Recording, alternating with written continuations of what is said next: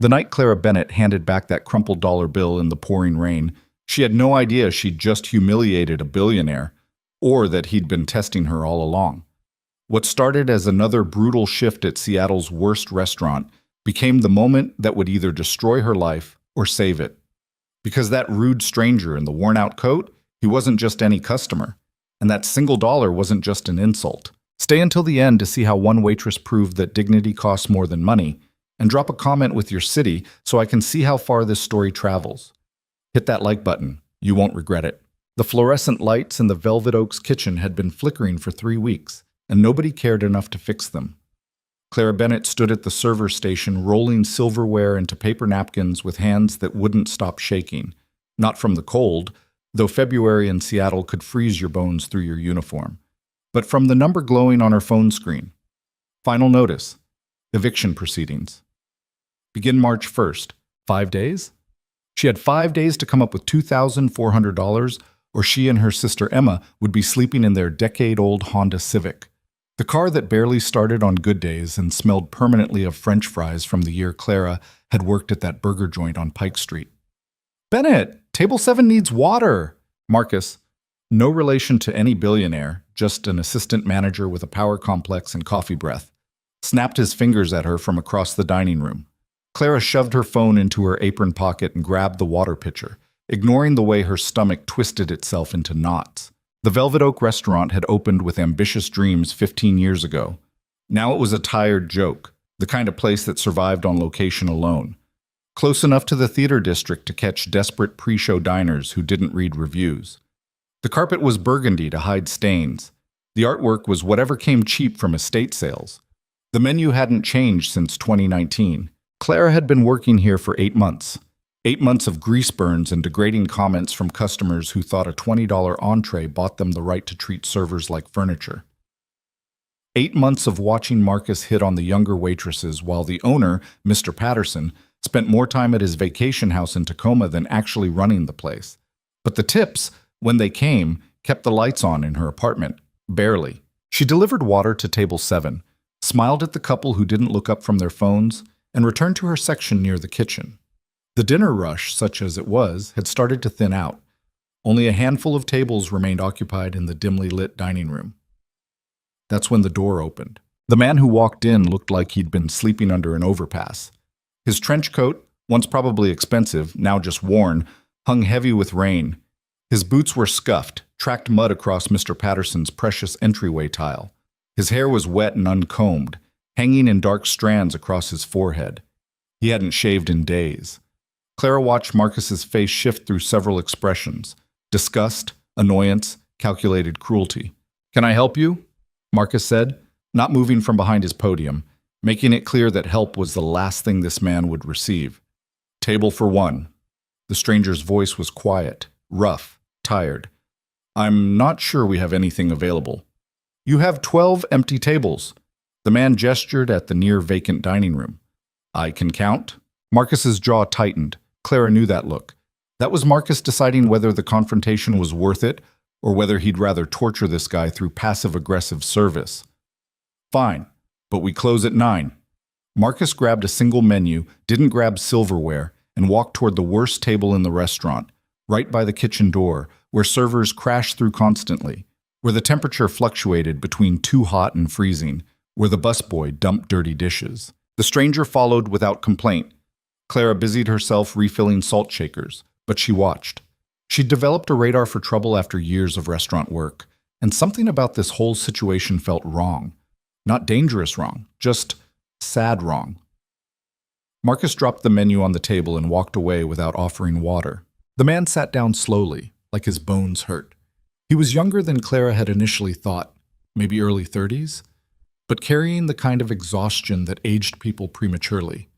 He stared at the menu without really reading it. 5 minutes passed. No one approached him. Clara glanced around. The 2 other servers on shift were busy with their own sections. Marcus was deliberately scrolling his phone, making a show of ignoring table 14. "Hey, Marcus," Clara said quietly, walking up to the podium. "You want me to take that table?" "Why? You need the tip money that bad?" Marcus smirked. "Look at him, Bennett. He's probably going to dine and dash or pay in coins." He's still a customer. He's a bum who wandered in from the rain. I'm giving him 5 more minutes, then I'm calling security. We don't have security, then I'm kicking him out myself. Marcus turned his back on her. Conversation over. Clara felt something hot and familiar rise in her chest.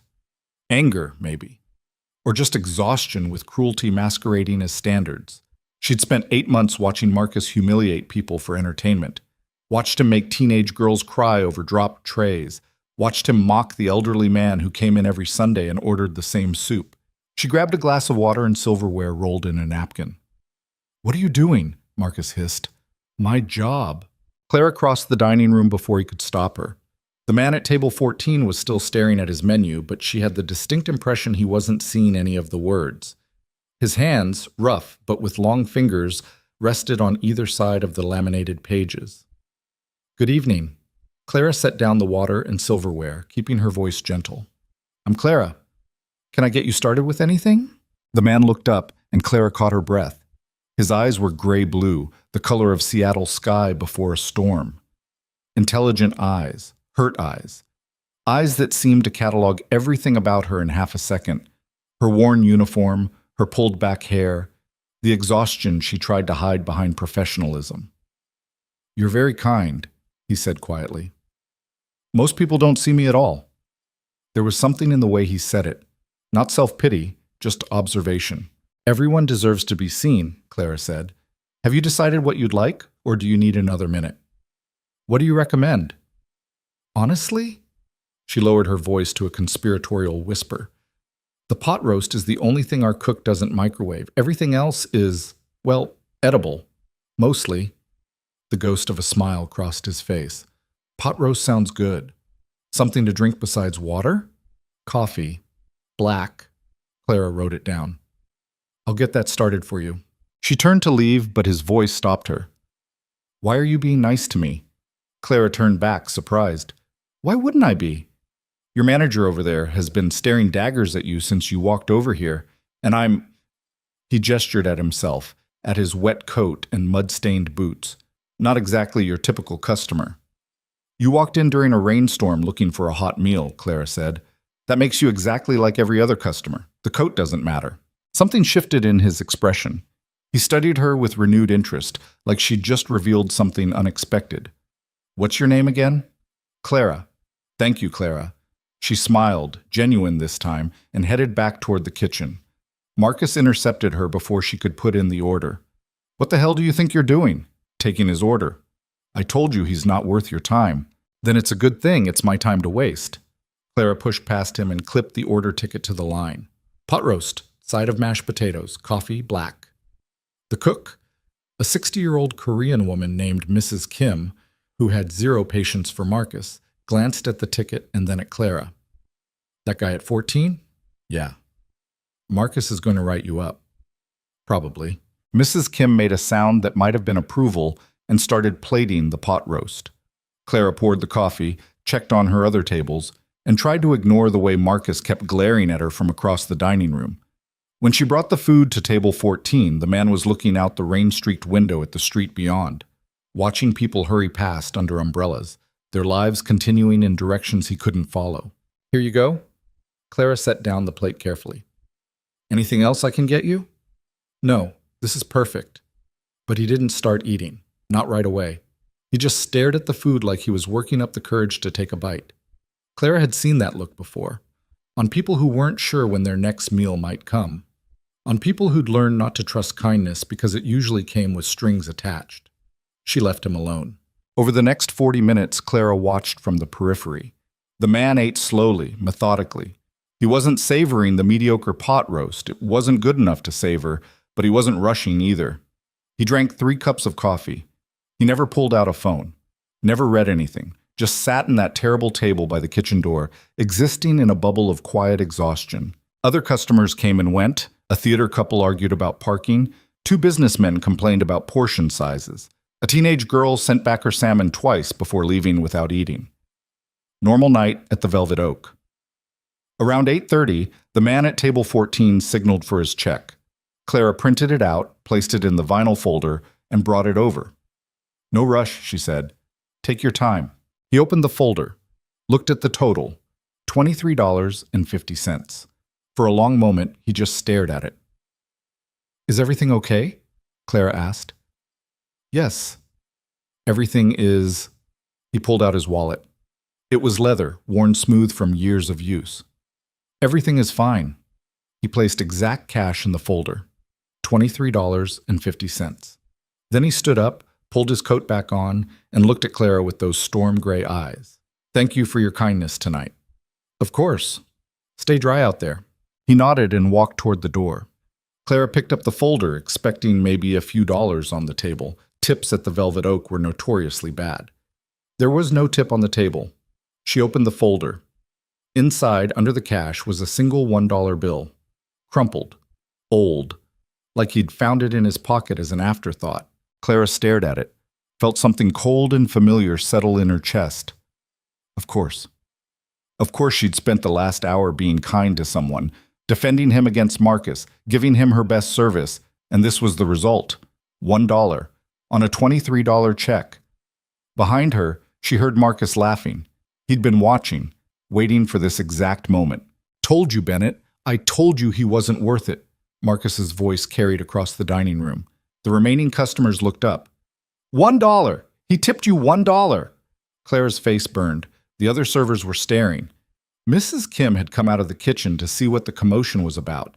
Even the customers looked embarrassed on her behalf. You just wasted an hour on a bum who left you $1. Marcus was enjoying this. But hey, at least you got to feel good about yourself, right? Isn't that worth it? Clara picked up the dollar bill. It felt obscene in her hand. Not because it was only $1. She'd received worse, she'd received nothing, but because something about this felt intentional.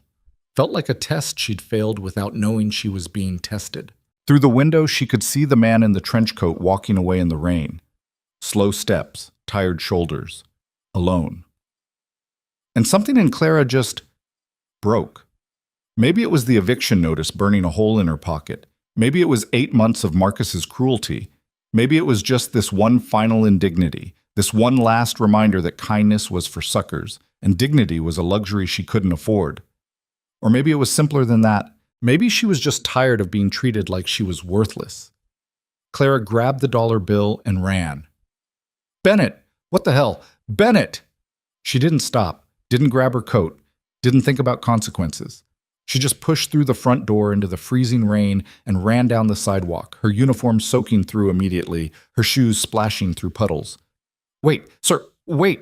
The man in the trench coat stopped and turned around. Up close, in the streetlight and rain, Claire could see surprise on his face. Real surprise. You forgot something, Clara said, breathing hard. She held out the crumpled dollar bill. I don't want this. I gave you a tip. No, you didn't. Clara's voice was shaking, but not from cold. You gave me an insult, and I don't care how bad my day was. I don't care how much I need money. I'm not taking this, because my dignity is worth more than $1. It's worth more than any amount of money someone like you could leave behind to make themselves feel better. The man stared at her. Rain ran down both their faces. Someone like me? Yeah, someone who walks in looking pathetic so people will feel sorry for you, who lets a waitress defend you and serve you and treat you like a human being, and then you leave $1 like it's some kind of joke. Like I'm a joke. That's not... I don't care what it is. Clara shoved the dollar into his hand. Keep it. Buy yourself a coffee. Buy yourself some self-respect. I don't need your charity, and I don't need your games. She turned around and walked back toward the restaurant. Her heart was pounding. Her hands were shaking. She'd just committed career suicide. Marcus would fire her on the spot, she knew it. But she didn't care. She didn't care. Clara? She stopped. She hadn't told him her last name. He shouldn't have remembered her first name. The man walked up behind her. When she turned around, his expression had changed completely. The exhaustion was still there, but something else had replaced the sadness. Something sharp, calculating. You're right, he said quietly. That was a test, and you just passed. Before Clara could respond, a sleek black car pulled up to the curb. Not a taxi, not a rideshare. A Mercedes S-Class with windows tinted so dark she couldn't see inside. The back door opened. The man in the trench coat pulled out a business card, expensive cardstock, embossed lettering, and pressed it into her hand. Come to this address tomorrow morning, 9 a.m. Don't be late. I don't. What?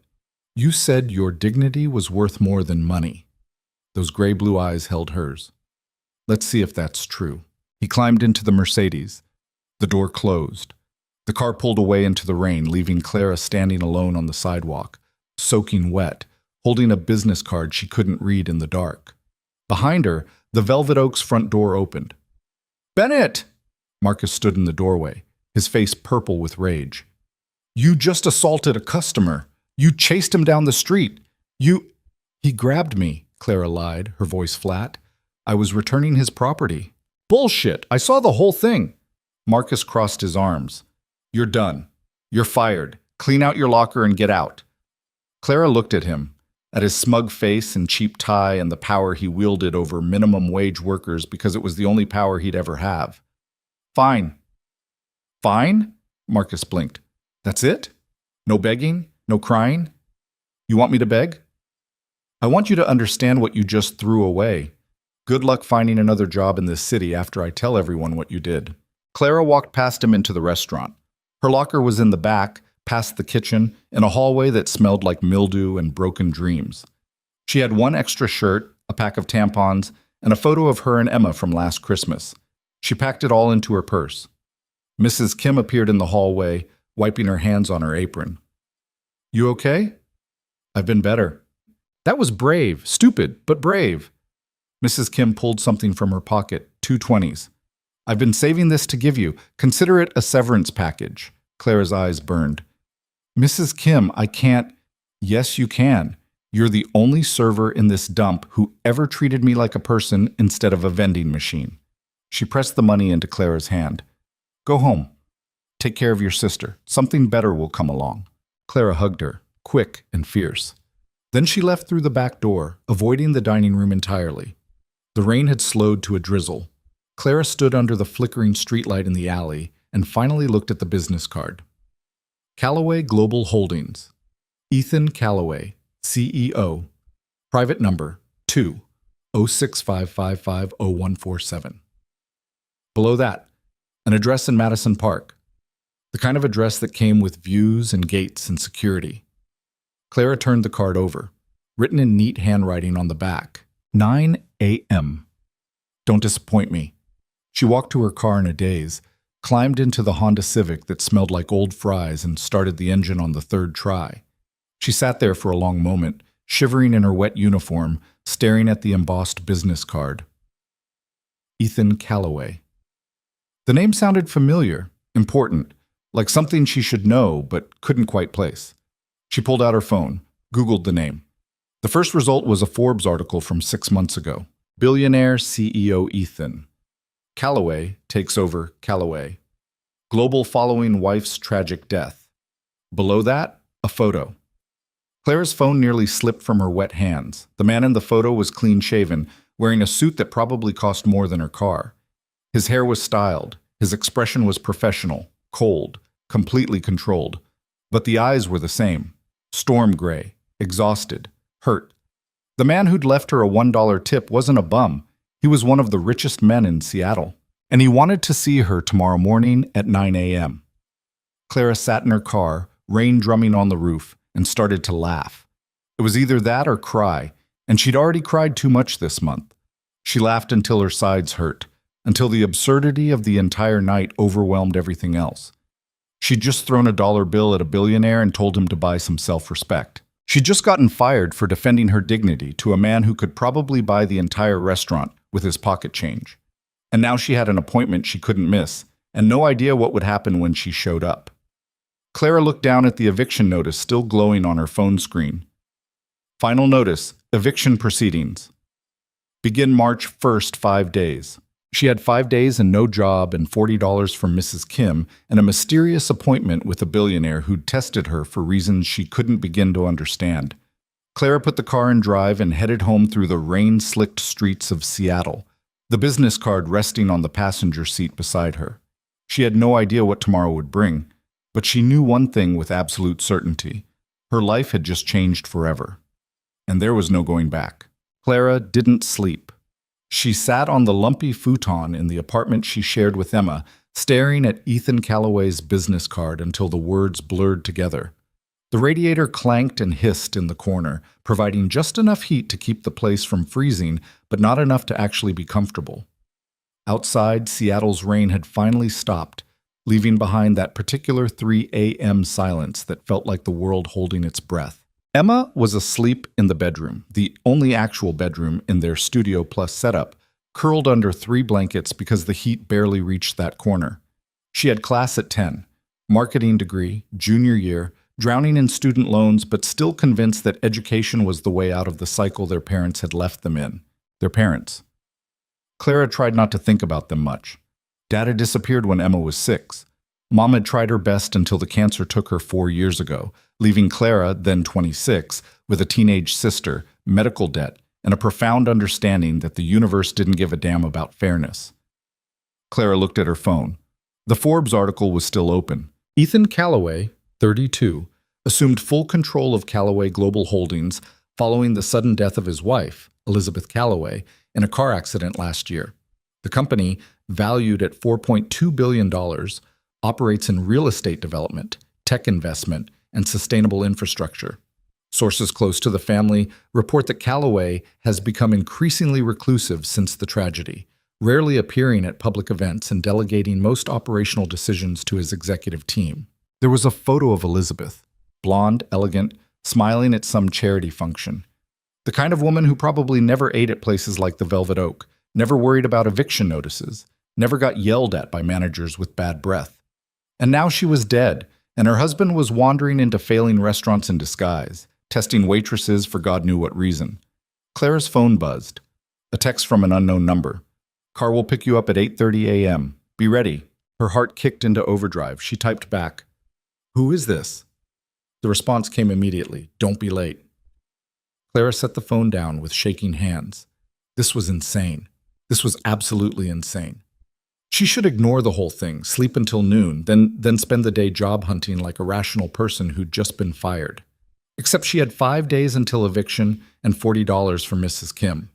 Except a billionaire had looked her in the eyes and said she'd passed a test. Except something in his voice, that quiet exhaustion, that genuine surprise when she'd handed back the dollar, had felt real in a way nothing else at the Velvet Oak ever had.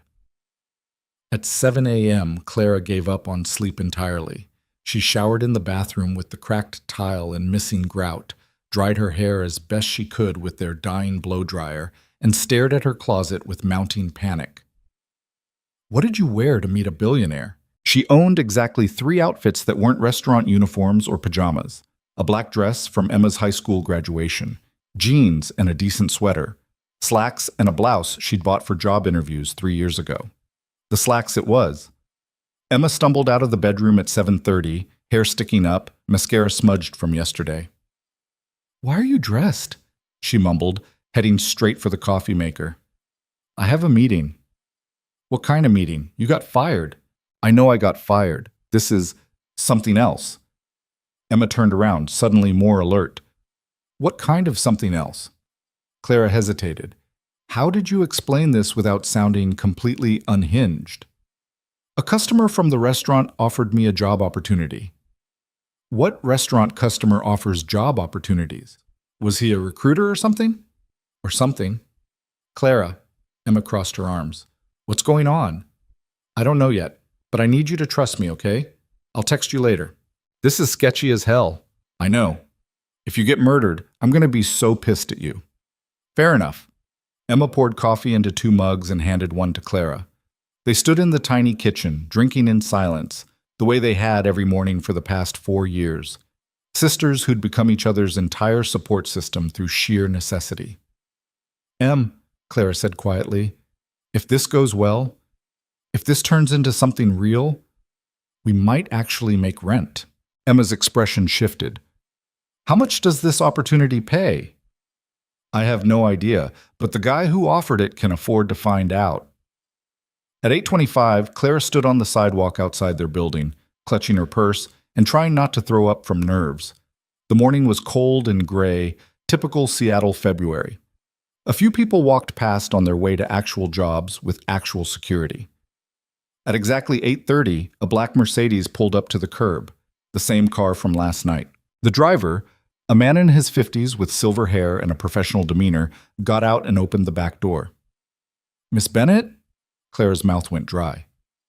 Yes. Mr. Calloway sent me to collect you. Please. She climbed into the back seat. The interior smelled like leather and money. The seats were heated. Classical music played softly from speakers she couldn't see. The driver got back in and pulled into traffic without another word. Clara watched Seattle slide past the tinted windows. They headed north, away from her neighborhood with its pawn shops and coin laundries, toward the parts of the city she only saw in tourism photos. The streets got cleaner, the buildings got newer, the cars got nicer. 20 minutes later, they turned onto a private road. No, not a road, a driveway. A driveway that wound through manicured grounds, past actual landscaping, toward a house that made Clara's brain short-circuit. It wasn't a house. It was an estate. Modern architecture, all glass and steel and clean lines, perched on a hillside with views of Lake Washington that probably cost more than Clara would earn in her entire lifetime. "Oh my God," she whispered. The driver pulled up to the front entrance. "Mr. Calloway is expecting you in his office. James will show you in." The door opened before Clara could respond. A man in an actual butler's uniform, because apparently those existed outside of movies, stood waiting. "Miss Bennett, this way, please." Clara followed him through doors that probably cost more than her car, into a foyer with marble floors and a staircase that curved upward like something from an architecture magazine. Everything was clean. Everything was expensive. Everything screamed that she didn't belong here. James led her through hallways lined with art that was probably original, past rooms she only glimpsed, a library, a sitting room, what looked like a home gym, until finally stopping at a set of double doors. "Mr. Calloway will see you now." The doors opened. The office was huge, with floor-to-ceiling windows overlooking the lake. Morning light streamed in, making everything glow. There was a desk, sleek, modern, probably Danish, and sitting behind it was Ethan Calloway. No trench coat this time. He wore a gray button-down shirt with the sleeves rolled up, dark slacks, no tie. His hair was still damp from a shower. He looked like himself from the Forbes photo, clean, professional, controlled, except for those eyes, those exhausted, storm-gray eyes. He stood when Clara entered. "You came. You sent a car." Most people would have ignored it, thought it was a scam. Most people haven't been fired and evicted in the same 24 hours. A ghost of a smile crossed his face. "Please, sit." Clara sat in one of the chairs facing his desk. Leather. Comfortable. Probably worth 3 months of her old salary. Ethan didn't sit back down. He walked to the windows, hands in his pockets, looking out at the view. "Do you know who I am?" "I Googled you." "Then you know what I'm worth. What this company is worth. What everyone around me is trying to take." Clara said nothing. "My wife died 14 months ago," Ethan continued, his voice flat. "Car accident. She was coming home from a board meeting. The other driver ran a red light." He paused. "We have a son, Noah. He's 8. He hasn't spoken more than 10 words at a time since the funeral." Clara's chest tightened. "I'm sorry." "Everyone's sorry." Ethan turned to face her. "Sorry doesn't help. Sorry doesn't protect my son from a family that sees him as a bargaining chip. Sorry doesn't keep this company from being torn apart by people who think I'm too weak to lead it."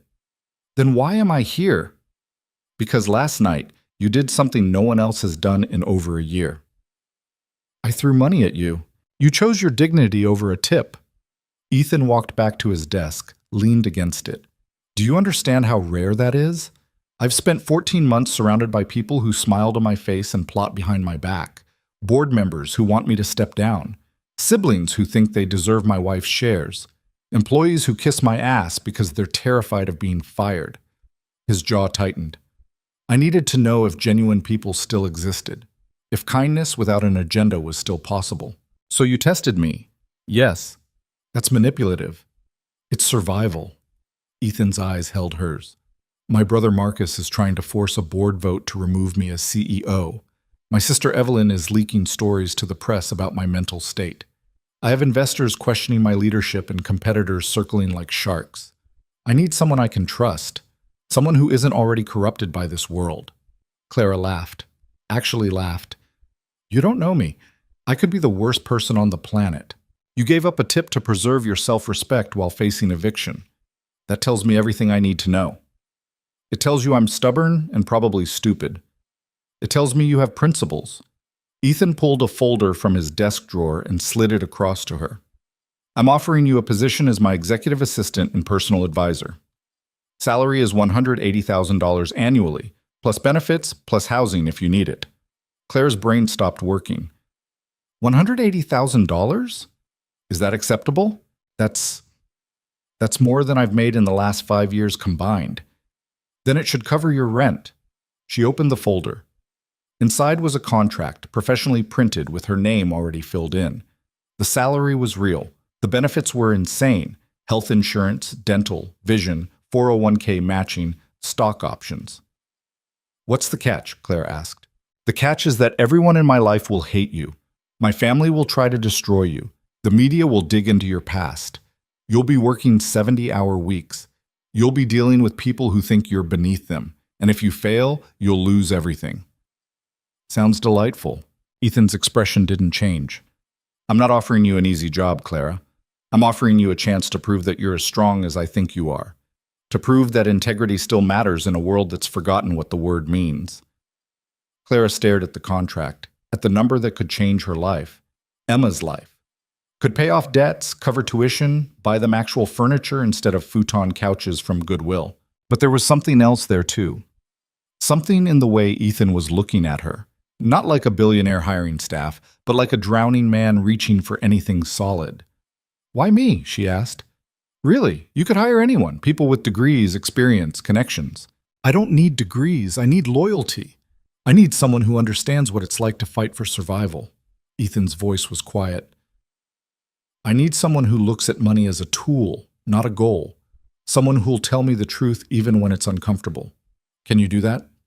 Clara thought about Marcus's smug face, the eviction notice, Mrs. Kim pressing $40 into her hand, Emma sleeping under 3 blankets in an apartment that barely qualified as shelter. She thought about dignity and desperation and the impossible choice between them. When do I start? Something that might have been relief crossed Ethan's face. Today. Sign the contract and we'll get you set up. Clara picked up the pen sitting on top of the folder. Her hand shook slightly. One condition, she said. Ethan raised an eyebrow. You're negotiating? I need advance on the first month's salary. $3,000 today. Done. Anything else? Yeah, Clara met his eyes. Don't ever test me like that again. You want honesty? You want loyalty? Then treat me like a person, not an experiment. I'm not interested in playing games. For the first time since she'd entered the office, Ethan smiled, really smiled. It transformed his entire face, made him look younger, less haunted. Deal. Clara signed the contract. Ethan made a phone call, and 5 minutes later, James appeared with a check for $3,000. Just like that. Like money was air. James will show you to your office, Ethan said. Take the morning to get settled. This afternoon, I need you at a board meeting. A board meeting? Today? Welcome to Callaway Global Holdings. We don't ease into anything. Clara followed James out of Ethan's office, down another hallway, to a smaller but still impossibly nice office with a view of the gardens. There was a desk, a computer, a phone system that looked like it required a manual. If you need anything, use extension 201, James said.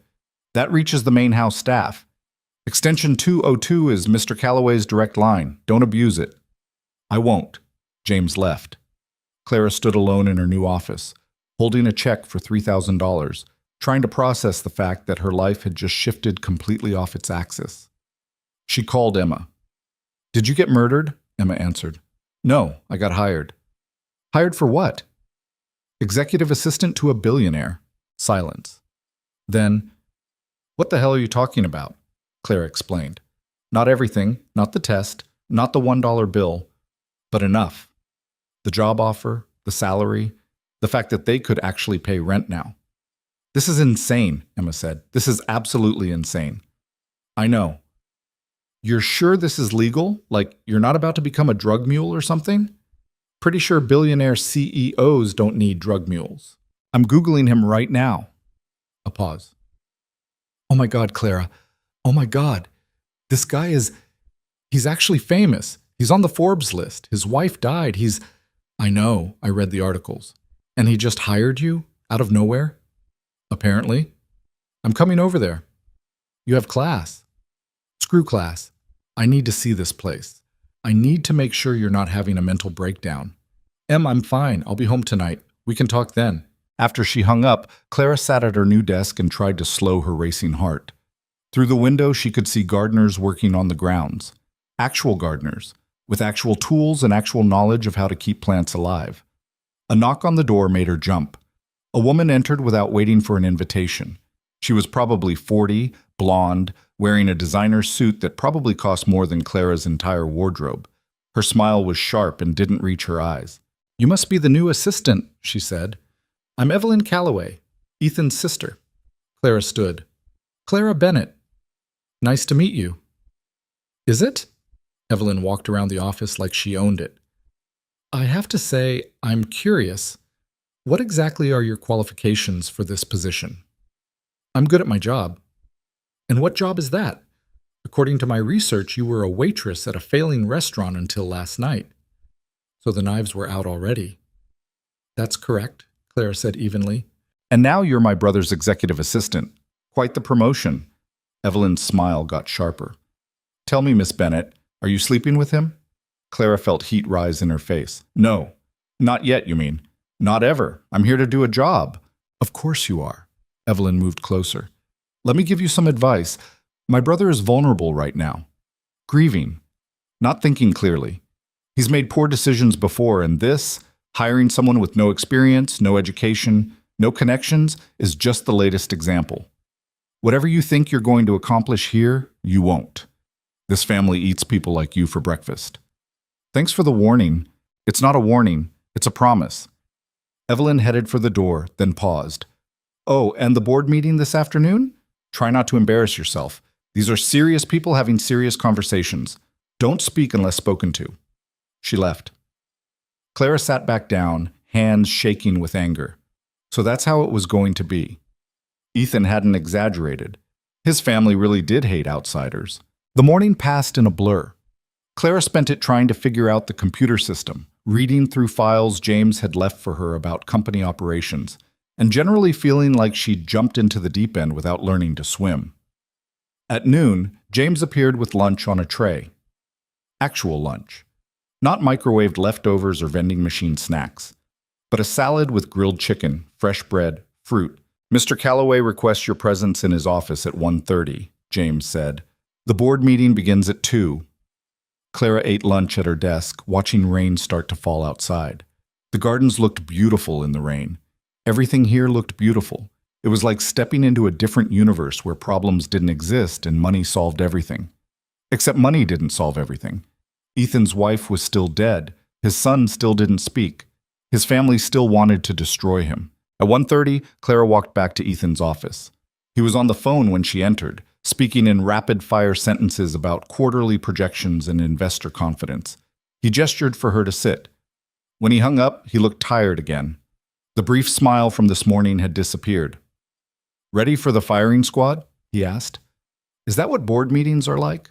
When your brother is trying to stage a coup? Yes.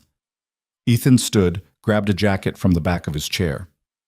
A few ground rules. Don't speak unless I ask you a direct question. Take notes on everything. Pay attention to who's saying what and how they're saying it. I need to know who's loyal and who's been bought. Bought by your brother? By whoever's offering the best price. He headed for the door. Marcus has been making promises. Board seats, consulting fees, early retirement packages. He's trying to gather enough votes to force me out. Can he do that? If he gets 60% of the board, yes. Ethan's jaw tightened. Right now, he has about 45. He needs 3 more votes. They walked through the house to a wing Clara hadn't seen yet. The halls got more formal, more corporate. They passed other employees, people in suits carrying tablets and folders, people who looked at Clara like she was an alien life form. The boardroom was exactly what Clara had imagined. Long table, leather chairs, floor-to-ceiling windows with views of downtown Seattle. 12 people were already seated, and every single one of them looked at Clara with varying degrees of confusion and disdain. Marcus Calloway sat at the far end of the table. He was maybe 35 with Ethan's same coloring, but none of his restraint. He looked smug, confident, like he'd already won. "Ethan," he said, "you're late. By 30 seconds. Ethan took his seat at the head of the table. "Let's begin." Clara sat in a chair against the wall, pulled out the notebook James had given her, and tried to become invisible. The meeting started with financial reports, numbers Clara barely understood, projections and margins and quarterly targets. Then they moved to operational updates, new projects in development, existing properties, tech investments. Clara took notes on everything, but mostly she watched faces. An older man with white hair kept glancing at Marcus and nodding slightly. Bought. A woman in her 50s avoided eye contact with everyone. Scared. Two men in identical suits whispered to each other whenever Ethan spoke. Definitely bought. Marcus waited until 40 minutes into the meeting before making his move. "I'd like to raise a concern about leadership direction," he said, his voice carefully casual. The room went quiet. "What concern?" Ethan asked. "The company has been underperforming since you took over as CEO. Profits are down 12% year over year. We've lost 3 major investor partnerships. Projects are running over budget." Marcus leaned forward. "I think it's time we discussed whether you're the right person to lead Callaway Global Holdings into the future." "I'm the majority shareholder," Ethan said flatly. "That makes me the right person." Majority shareholder doesn't mean infallible leader. The board has a fiduciary responsibility to act in the company's best interests. And removing me serves the company's best interests? Temporarily stepping aside might. Marcus's smile was poisonous. "You're grieving, Ethan. Everyone understands that. No one blames you for being distracted. But the company needs strong leadership right now, and you're not providing it." Clara watched Ethan's face, saw the muscle jump in his jaw, saw his hands tighten on the armrests. "I'm providing exactly the leadership this company needs," Ethan said quietly. "Are you?" Marcus pulled out a folder. "Let's talk about your recent hiring decision. This morning you brought on a new executive assistant, someone with no experience, no credentials, no background in corporate operations, someone you met yesterday at a restaurant." He looked directly at Clara. "Care to explain that decision to the board?" Every eye in the room turned to Clara. Her face burned. Her heart hammered. This was the test, the real test. "Her qualifications are none of your concern," Ethan said. "Everything you do is our concern. That's how boards work." Marcus's voice got harder. "You're making erratic decisions, hiring random people off the street, isolating yourself, refusing to engage with the operational realities of running a multi-billion-dollar company. This is exactly why we need to discuss your fitness for leadership."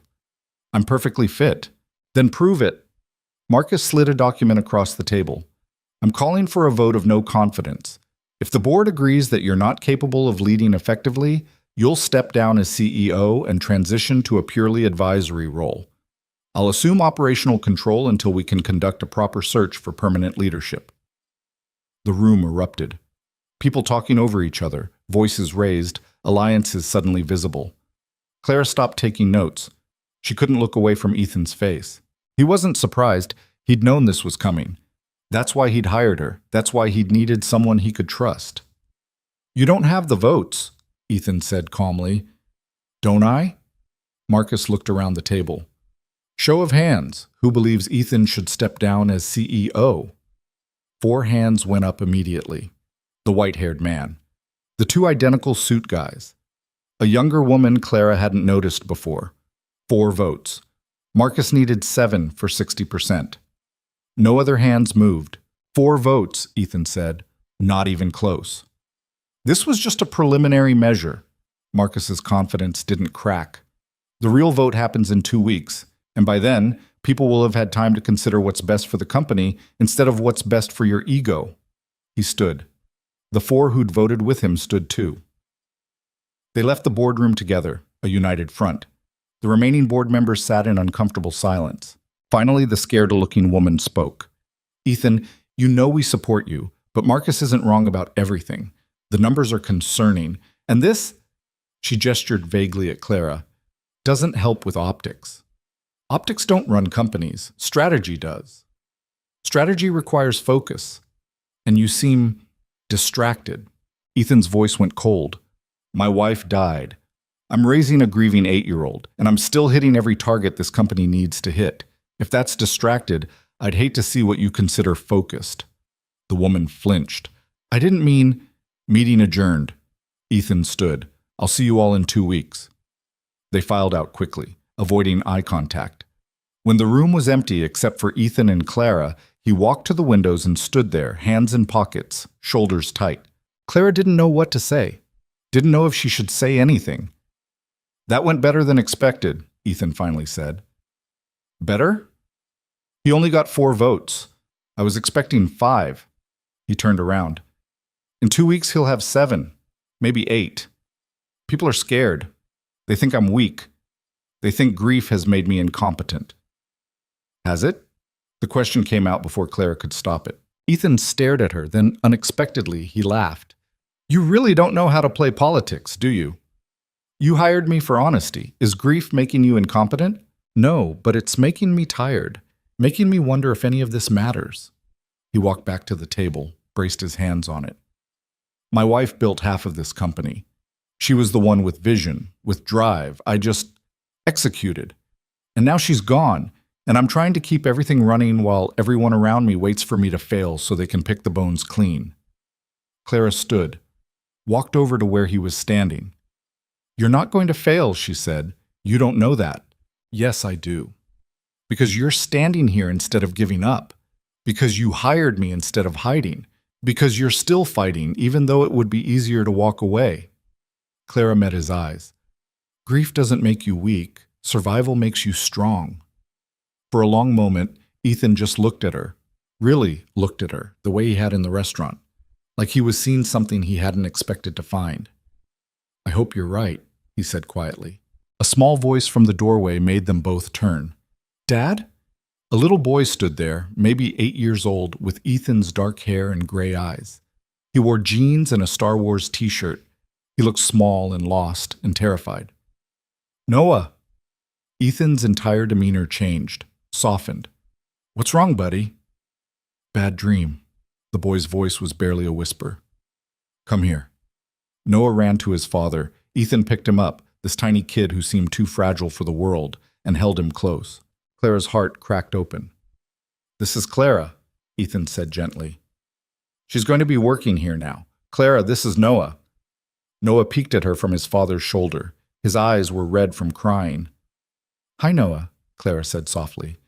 The boy didn't respond, just buried his face back in Ethan's neck. He doesn't talk much, Ethan said. Not since his mom. I understand. They stood there in the boardroom, this billionaire holding his broken child, and Clara realized something fundamental. Money didn't protect anyone from pain. Power didn't heal grief. And Ethan Calloway, for all his wealth and influence, was just as lost as she was. I should go, Clara said. Let you two... Stay. Ethan's voice was quiet. Please. Noah should get used to seeing you around. So Clara stayed. She sat in one of the leather chairs while Ethan talked softly to his son about dreams and monsters and how sometimes nighttime was hard, but morning always came. Noah didn't say anything, just listened and held on tight. Eventually, a nanny appeared, a kind-looking woman in her 60s, and took Noah back to his room. Ethan sank into a chair, suddenly looking every one of his 32 years and then some. That's why I can't fail, he said. Not for the company, not for my pride, for him. Because if Marcus takes over, he'll shove Noah into boarding school and forget he exists. If the board removes me, I lose control of my son's trust fund, his inheritance, his future, everything Elizabeth wanted for him. Then we won't let that happen, Clara said. We? You hired me. That means your problems are my problems now. She pulled out her notebook. So let's figure out how to solve them. Ethan looked at her with something that might have been hope. And for the first time since walking into this mansion, Clara felt like maybe, just maybe, she'd made the right choice, even if it destroyed her in the process. Over the next week, Clara learned that working for a billionaire meant operating in a state of controlled chaos punctuated by moments of absolute insanity. Her days started at 6 a.m. with briefings from James about Ethan's schedule. By 7, she was fielding emails from investors, lawyers, department heads, all of whom seemed to think she had the authority to make decisions she absolutely did not have the authority to make. By 8, she was in meetings where people used words like synergy and optimization without irony. By noon, she was drowning, and she loved it. Not the drowning part, but the challenge. The feeling that she was building something instead of just surviving. The fact that her brain actually got used during work hours, instead of just her ability to smile through abuse. Emma had moved into the guest house on the estate, a guest house that was nicer than any apartment they'd ever lived in. Ethan had offered it without Clara asking, had simply mentioned that commuting from their old neighborhood would waste time better spent working. Emma was suspicious at first, convinced this was some elaborate scheme, but she'd stopped arguing after seeing the bathroom with the rainfall shower and heated floors. "This is insane," Emma kept saying. "This whole situation is completely insane." She wasn't wrong. Clara spent her evenings reviewing documents for the upcoming charity gala. The event Ethan had casually mentioned would either save his reputation or destroy it completely. It was scheduled for 2 weeks from now, the same night as the board vote. Marcus had planned it that way deliberately. Maximum pressure, maximum visibility, maximum chance for Ethan to fail spectacularly in front of Seattle's entire elite society. The gala was supposed to showcase Callaway Global Holdings' commitment to community investment. Politicians would attend, tech CEOs, old money families who'd been running Seattle since before computers existed. The guest list read like a Forbes convention with a side of political power. And Clara, who'd never planned anything more complicated than Emma's high school graduation party, was somehow in charge of making it perfect. "Why me?" she'd asked Ethan during one of their daily strategy meetings. "Because you're not afraid to fail," he'd said. "Everyone else is so terrified of making mistakes that they don't make decisions at all. You make decisions and deal with consequences. That's what I need right now."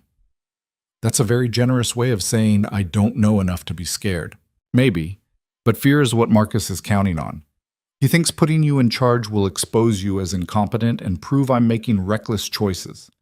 Ethan had looked at her across his desk, those gray eyes intense. Prove him wrong. So Clara threw herself into gala planning with the same stubborn determination that had made her hand back a $1 bill in the rain. The event coordinator was a woman named Patricia, who had 30 years of experience and zero patience for Clara's questions. "The catering is already arranged," Patricia said during their first meeting, her voice clipped. "Archambault Dining. They've catered every major Callaway event for a decade." "What's the menu?" "Foie gras, Scottish salmon, Wagyu beef, champagne service." Clara made notes. "How much does this cost?" Patricia looked at her like she'd asked what color the sky was. "Does it matter?" "Everything matters. How much?" $450 per plate, 1,200 guests. You do the math." Clara did the math. $540,000 for one dinner. "That seems excessive." "It's the standard." Patricia's tone made it clear this conversation was over. "Archambault is the best. Using anyone else would be an insult to our guests." Clara let it go, for now. She spent the next 3 days reviewing every aspect of the gala. The flowers, $80,000 worth of imported orchids. The entertainment, a string quartet that charged $30,000 for 4 hours. The venue, a historic mansion on Capitol Hill that cost $100,000 to rent for the night. Everything was expensive. Everything was elegant. Everything was designed to impress people who couldn't be impressed because they'd seen it all before. And Clara hated it. Not because it was wasteful, though it was, but because it felt hollow, performative, like Ethan was putting on a show to convince people he was something he wasn't. She was sitting in her office late one evening, staring at budget spreadsheets when Noah appeared in her doorway. The kid did that sometimes, just showed up silently, watching, never speaking unless directly asked a question, and even then only in whispers. "Hey, Noah," Clara said, setting down her pen. "Can't sleep?" He shook his head. "Me neither." "Want to come in?" Noah hesitated, then walked into her office and climbed into the chair across from her desk. His feet didn't touch the floor. He was holding a stuffed rabbit that looked like it had been through multiple wars. "What's your rabbit's name?" Clara asked. "Cotton," Noah whispered. "That's a good name." They sat in comfortable silence for a moment. Clara had learned that Noah didn't need conversation. He just needed presence. Someone who wouldn't force him to talk or perform or be anything other than a sad 8-year-old trying to survive. "Are you planning my mom's party?" Noah asked quietly. Clara's chest tightened. Your mom's party? The gala. Mom always planned it. She liked parties. His voice was barely audible. She was good at making people happy.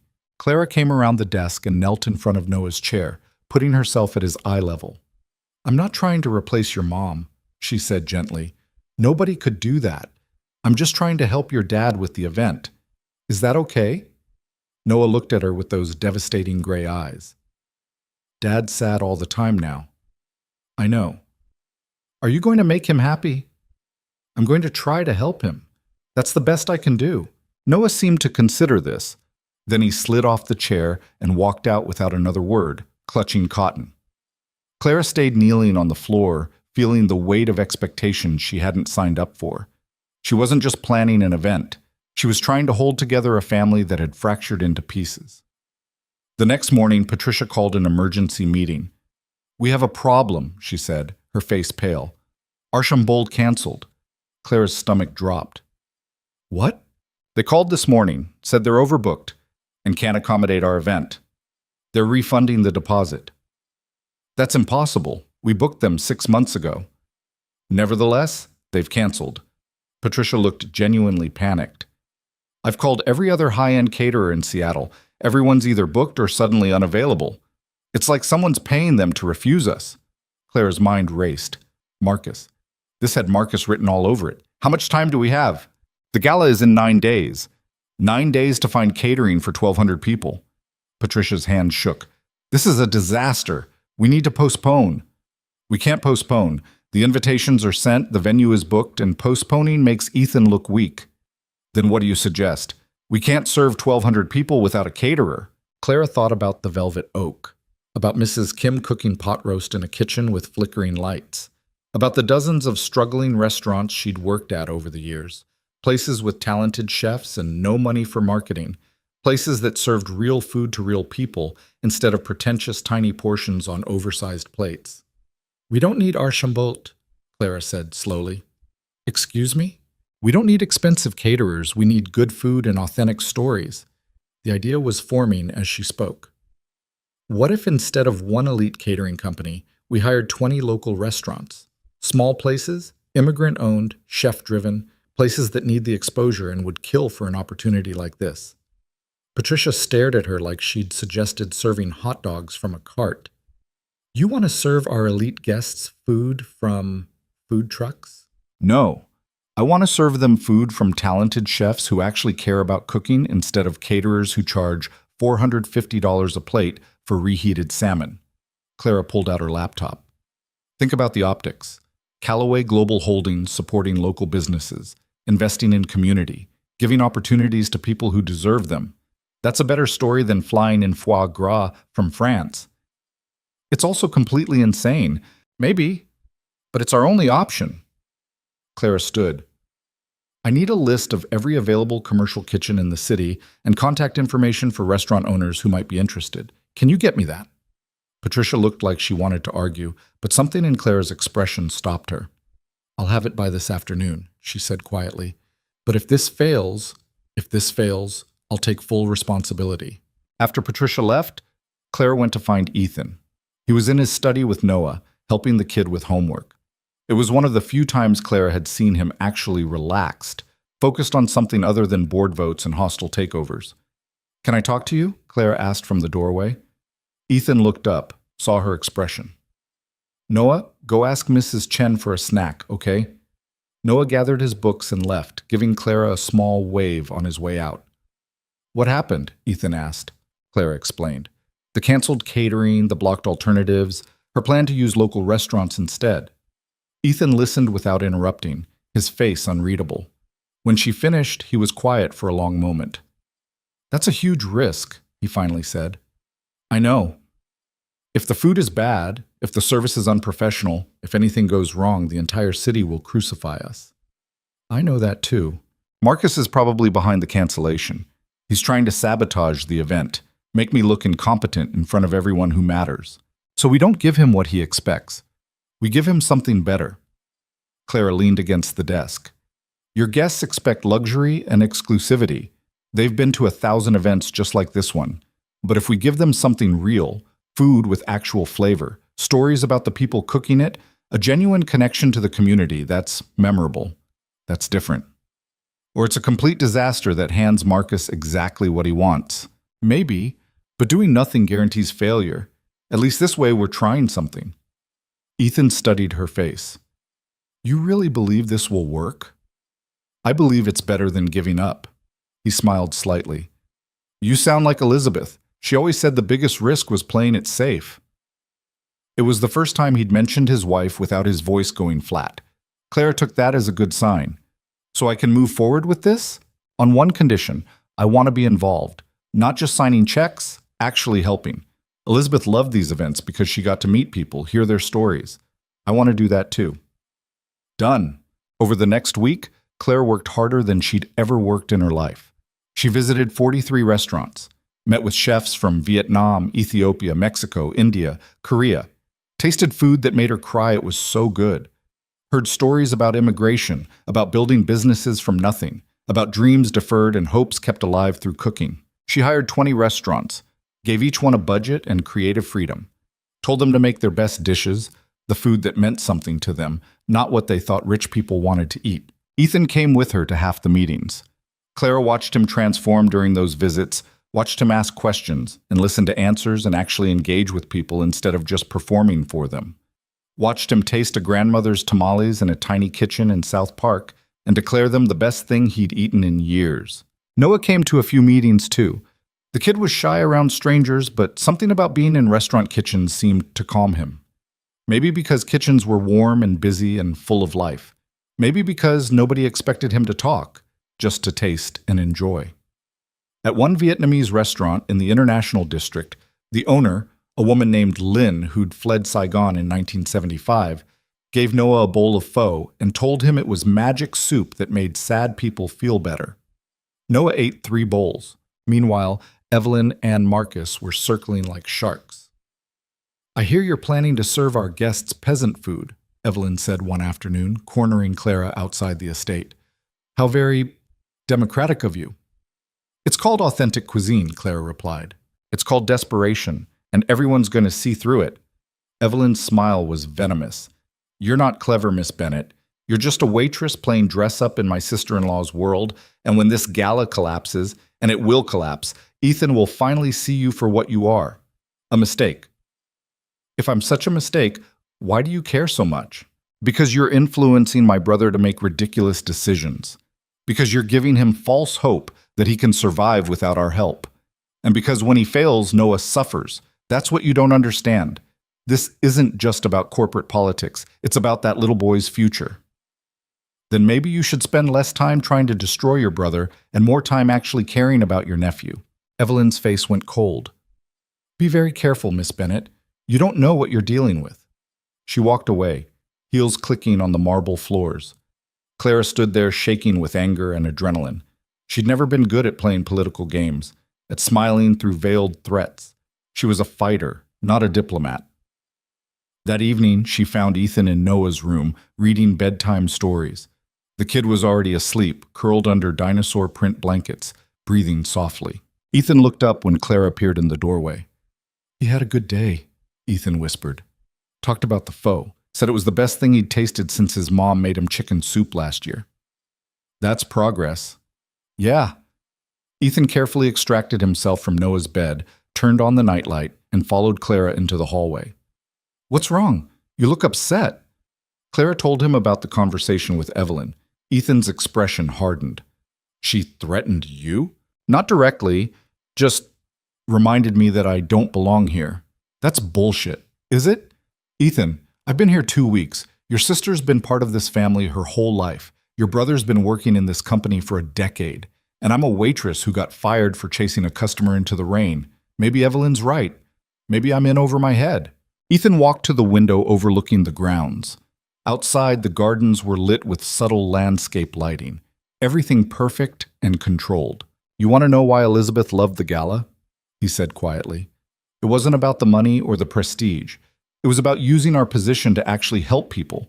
She hated the performative charity, the big checks written for photo ops. She wanted to create real connections, real opportunities. He turned to face Clara. That's what you're doing. That's why this matters. Not because it'll save my reputation or win board votes, but because it's the right thing to do. And if it fails, then we fail doing something worthwhile instead of succeeding at something meaningless. Clara felt tears prick her eyes. She blinked them back. I'm not used to people believing in me. Get used to it. The night before the gala, Clara couldn't sleep. She paced her room in the guest house, reviewing checklists, panicking about everything that could go wrong. At 2 a.m., she gave up and went for a walk around the grounds. She found Ethan sitting on the patio overlooking the lake, drinking scotch and staring at the water. Couldn't sleep either? Clara asked. Sleep's been hard for a while now. He gestured at the chair beside him. Join me? Clara sat. The night was cold and clear, stars visible despite Seattle's light pollution. Tomorrow decides everything, Ethan said. The gala, the board vote, my future with the company, Noah's future. No pressure. He laughed quietly. I keep thinking about what happens if Marcus wins. If I lose control of the company, lose custody of Noah's trust. He'd put the kid in boarding school, Clara. Some expensive prison where Noah would be surrounded by other rich kids' trauma and nobody would actually care about him. That's not going to happen. You don't know that. No, but I know you're not going to let it happen, and neither am I. Clara took the scotch glass from his hand and took a sip. It burned, going down. We've worked too hard. Those chefs have prepared too much. Noah has started talking again, Ethan, actually talking. About food and magic soup and things that make him happy. That's worth fighting for. Ethan looked at her, really looked at her, with an expression she couldn't quite read. Thank you, he said softly. For what?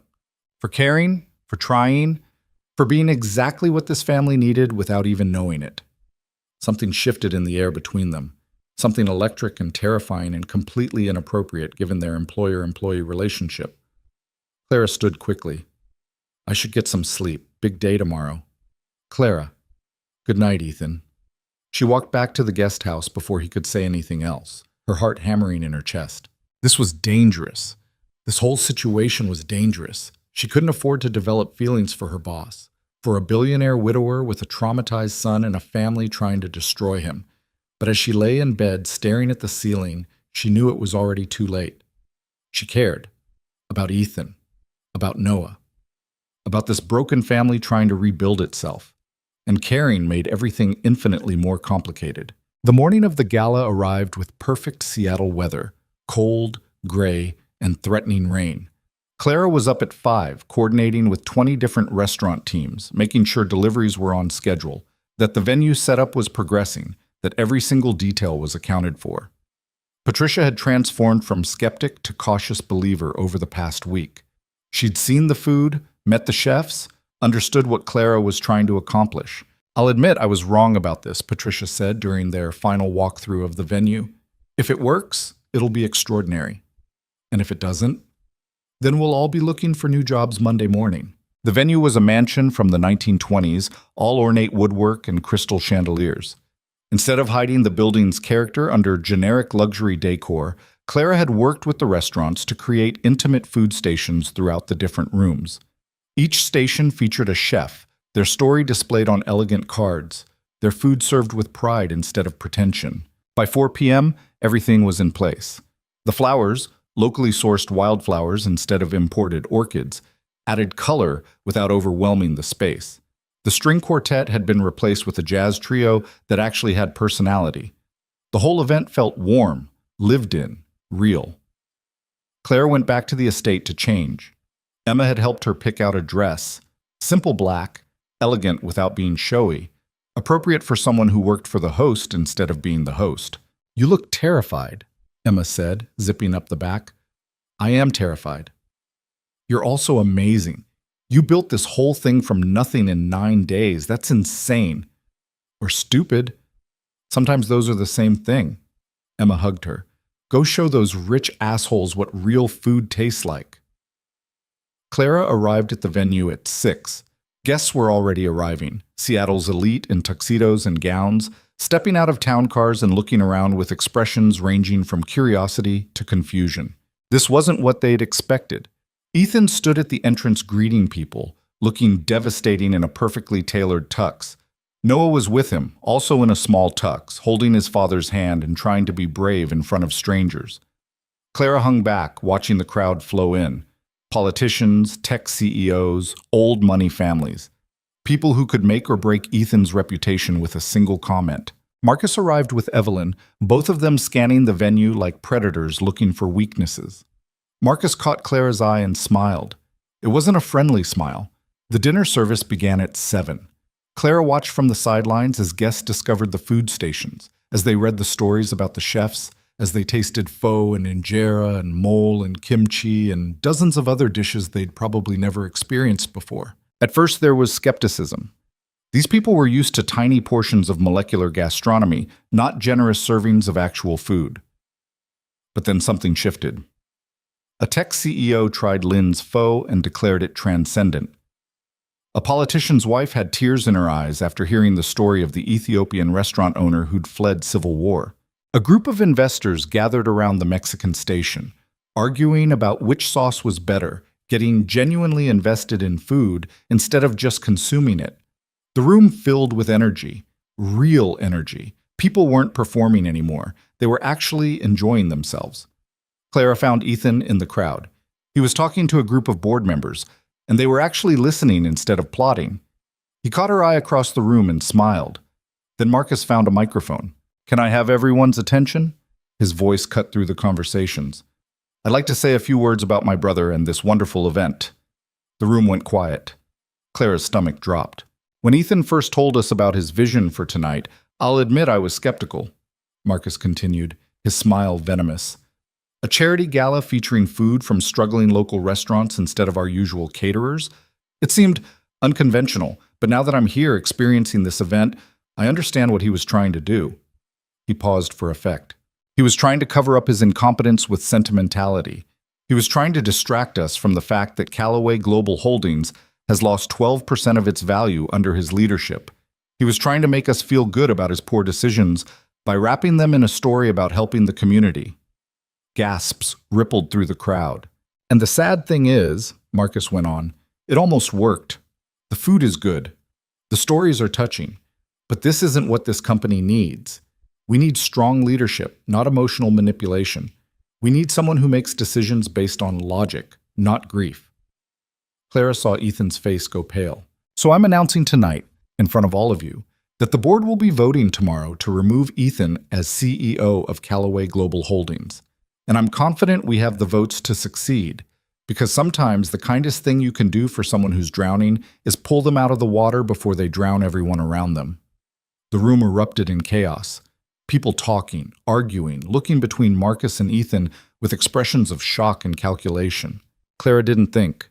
She just moved. She grabbed a microphone from a confused staff member and turned it on. "Mr. Callaway is right about one thing," she said, her voice cutting through the noise. "This event is unconventional. It's not what you expected.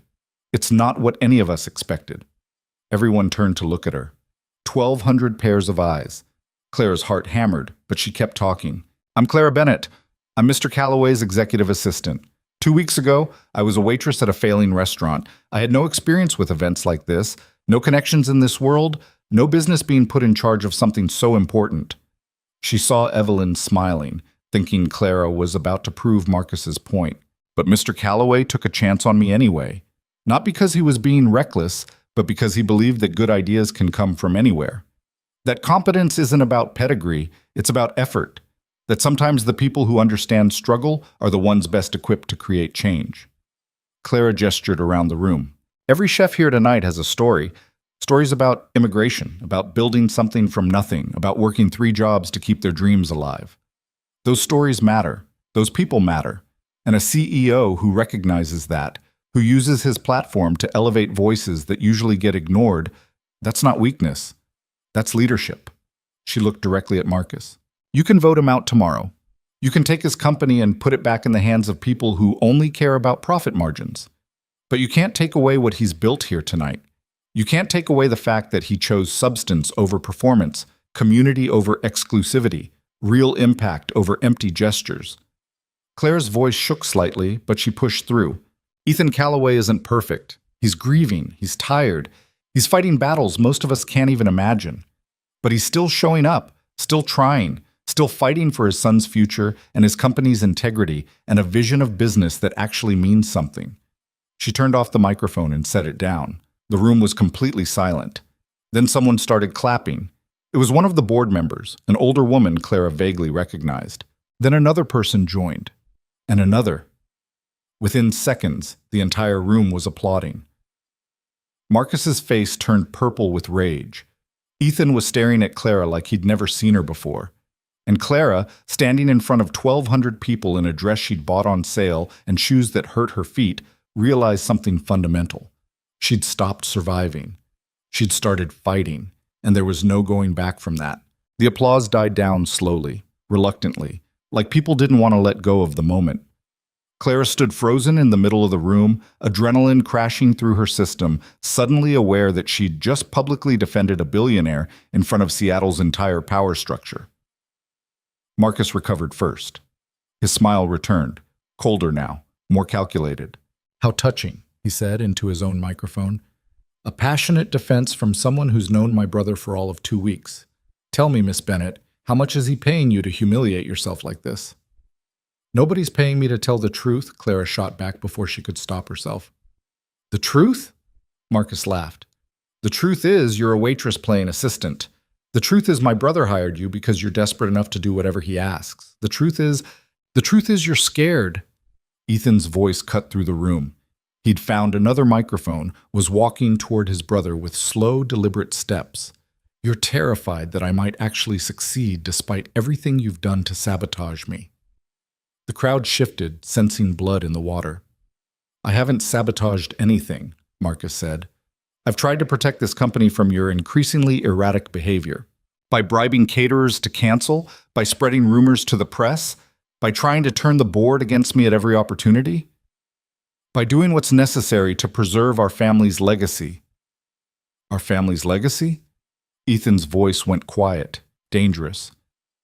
"You mean the legacy Elizabeth built? The one you tried to steal when she died? The one you've been systematically dismantling ever since?" Marcus's composure cracked slightly. "Don't you dare bring Elizabeth into this." "Why not? She's the reason you're doing this, isn't she?" Ethan moved closer. "You were always jealous that she chose me, that she saw through your charm to what you really are. And now that she's gone, you think you can take everything she built and claim it as your own. You have no idea what you're talking about. Don't I?" Ethan turned to address the room. "My brother has been positioning himself to take over this company since the day of Elizabeth's funeral. He's made promises, offered deals, bought loyalty from people who should know better. And tomorrow, he'll try to force a vote that removes me as CEO so he can install himself in my place." He paused, letting that sink in. "But here's what Marcus doesn't understand. This company isn't about money or power or family politics. It's about creating something meaningful, about using our resources to actually help people instead of just accumulating wealth. That's what Elizabeth believed. That's what I believe. And if the board votes to remove me tomorrow, I'll accept that decision. But I won't apologize for trying to do the right thing, even when it's inconvenient." The room was silent again. People were watching Marcus, waiting for his response. Marcus's smile had disappeared entirely. "You're a fool, Ethan. A sentimental fool who thinks good intentions are enough to run a multi-billion-dollar company. Maybe, but I'd rather be a fool with integrity than a success without it." Marcus set down his microphone and walked out. Evelyn followed, her heels clicking furiously against the hardwood floor. Several board members exchanged glances, then trailed after them. The remaining guests stood in uncomfortable silence. Then the older woman who'd started the applause earlier approached Ethan. "That took courage," she said quietly. "Elizabeth would be proud." "Thank you, Margaret. The vote tomorrow won't be easy. Marcus has made a lot of promises." "I know, but he showed his hand tonight. Attacked you publicly, tried to humiliate you in front of your guests." Margaret glanced at Clara. "And your assistant reminded everyone what leadership actually looks like. That matters." She walked away, leaving Ethan and Clara standing together in the center of the room. The jazz trio, sensing the need for distraction, started playing again. Conversations resumed, quieter now, more subdued. The gala continued, but the energy had shifted. People weren't just enjoying food anymore. They were thinking, calculating, choosing sides. Clara felt hands shaking. The adrenaline was wearing off, leaving behind exhaustion and the dawning realization of what she'd just done. "I'm sorry," she said quietly.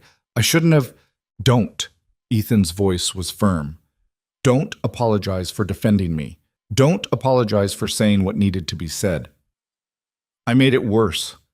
Marcus is going to use that against you, use me against you." "Clara." Ethan turned to face her fully. "You were magnificent." She looked up at him, at those storm-gray eyes that had looked so exhausted 2 weeks ago and now held something else. Something intense and complicated and terrifying. "I need some air," Clara said, breaking eye contact. "I'll be right back." She walked out onto the mansion's terrace before Ethan could respond. The night air was cold against her flushed face. Below, Seattle's light spread out like scattered diamonds, beautiful and distant and completely indifferent to the drama playing out in this historic building. Clara leaned against the railing and tried to slow her racing heart. What had she been thinking, grabbing that microphone? She wasn't qualified to defend Ethan in front of investors and politicians. She was a waitress who'd been playing executive assistant for 2 weeks. Marcus was right. She was in over her head. "You okay?" Clara turned. Patricia had followed her outside, carrying 2 glasses of wine. "I just destroyed my boss's reputation in front of 1,200 people," Clara said. "So, no, not really okay." "You defended your boss against a hostile takeover attempt." Patricia handed her one of the wine glasses. "There's a difference." "Is there? Because I'm pretty sure I just gave Marcus exactly the ammunition he needs. Look at the desperate waitress defending her meal ticket. Or you gave the board something to think about." Patricia took a sip of wine. "I've worked in this world for 30 years, Clara. I've seen a lot of corporate coups, a lot of family drama disguised as business strategy. And I've never seen anyone stand up the way you just did. Not for a paycheck, not out of obligation, but because you actually believe in what Ethan's trying to do. That doesn't make me qualified." "No, but it makes you rare." Patricia looked out at the city. "You want to know why Elizabeth loved planning this gala? It wasn't about the party. It was about reminding everyone, including herself, that money is supposed to mean something, that wealth without purpose is just numbers in an account." "Did you know her?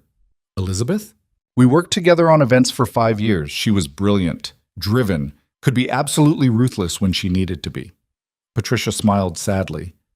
"But she also cared, really cared, about people, about impact, about leaving the world better than she found it. Ethan's trying to honor that, and you're helping him. Don't apologize for that." They stood in silence for a moment, drinking wine and watching the city breathe. "The board vote is tomorrow at 10 a.m., Patricia said. "Whatever happens, you should be proud of what you built tonight. Even if it all falls apart, especially then. Because you tried." Back inside, the gala was winding down. Guests were leaving, thanking Ethan for a memorable evening, some with genuine warmth, others with polite distance. The chefs were packing up their stations, tired but happy, already talking about the contacts they'd made and opportunities that might come from this exposure. Clara found Lynn carefully wrapping leftover ingredients. "Thank you for tonight," Claire said. "Your pho was incredible." Lynn looked up, her weathered face breaking into a smile. "That little boy, Noah. He came back 3 times for more soup. Said it made him feel better." Clara's throat tightened. "It did. I saw him. You did a good thing tonight, bringing us here, giving us this chance." Lynn touched Clara's hand. "Whatever happens with the politics, with the business, remember that. You helped people. That matters more than money." After Lynn left, Clara helped Patricia coordinate the cleanup. By midnight, the venue was empty except for staff breaking down tables and chairs. Clara's feet ached. Her head pounded.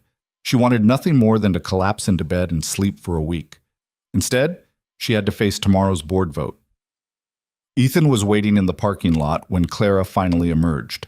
He was leaning against his car, tie loosened, looking exhausted and wired at the same time. "Where's Noah?" Clara asked. "Home with Mrs. Chen. I sent him back after the confrontation with Marcus. Didn't want him exposed to more drama tonight." Ethan straightened up. "Get in. I'll drive you back." "I can get a ride with Patricia? Please. I want to talk to you." Clara climbed into the passenger seat. The car smelled like leather and Ethan's cologne. Something subtle and expensive that probably had a French name she couldn't pronounce. They drove in silence for a few minutes, Seattle's empty streets sliding past the windows. "I'm getting fired tomorrow, aren't I?" Clara finally said. Ethan glanced at her. "Why would you think that?" "Because I made a scene. Because I stepped out of my role. Because I probably just handed Marcus everything he needs to paint you as unstable. Or you showed the board that I inspire loyalty in my staff. That I've built a team that believes in our mission enough to defend it publicly." Ethan turned onto the highway. "Marcus is right about one thing. I am making unconventional decisions. Hiring you was unconventional. Planning tonight's gala the way we did was unconventional. But unconventional doesn't mean wrong. You sound like you're trying to convince yourself." "Maybe I am." He was quiet for a moment. "Do you know what Elizabeth said to me the night before she died?" Clara shook her head. "We were in bed talking about the company, about Noah's future, and she said, promise me something. If anything happens to me, don't let them turn you into what they want. Stay weird, stay difficult, stay yourself." His voice cracked slightly. "I didn't know she was going to die the next day. Didn't know those would be some of the last words she ever said to me. But I promised.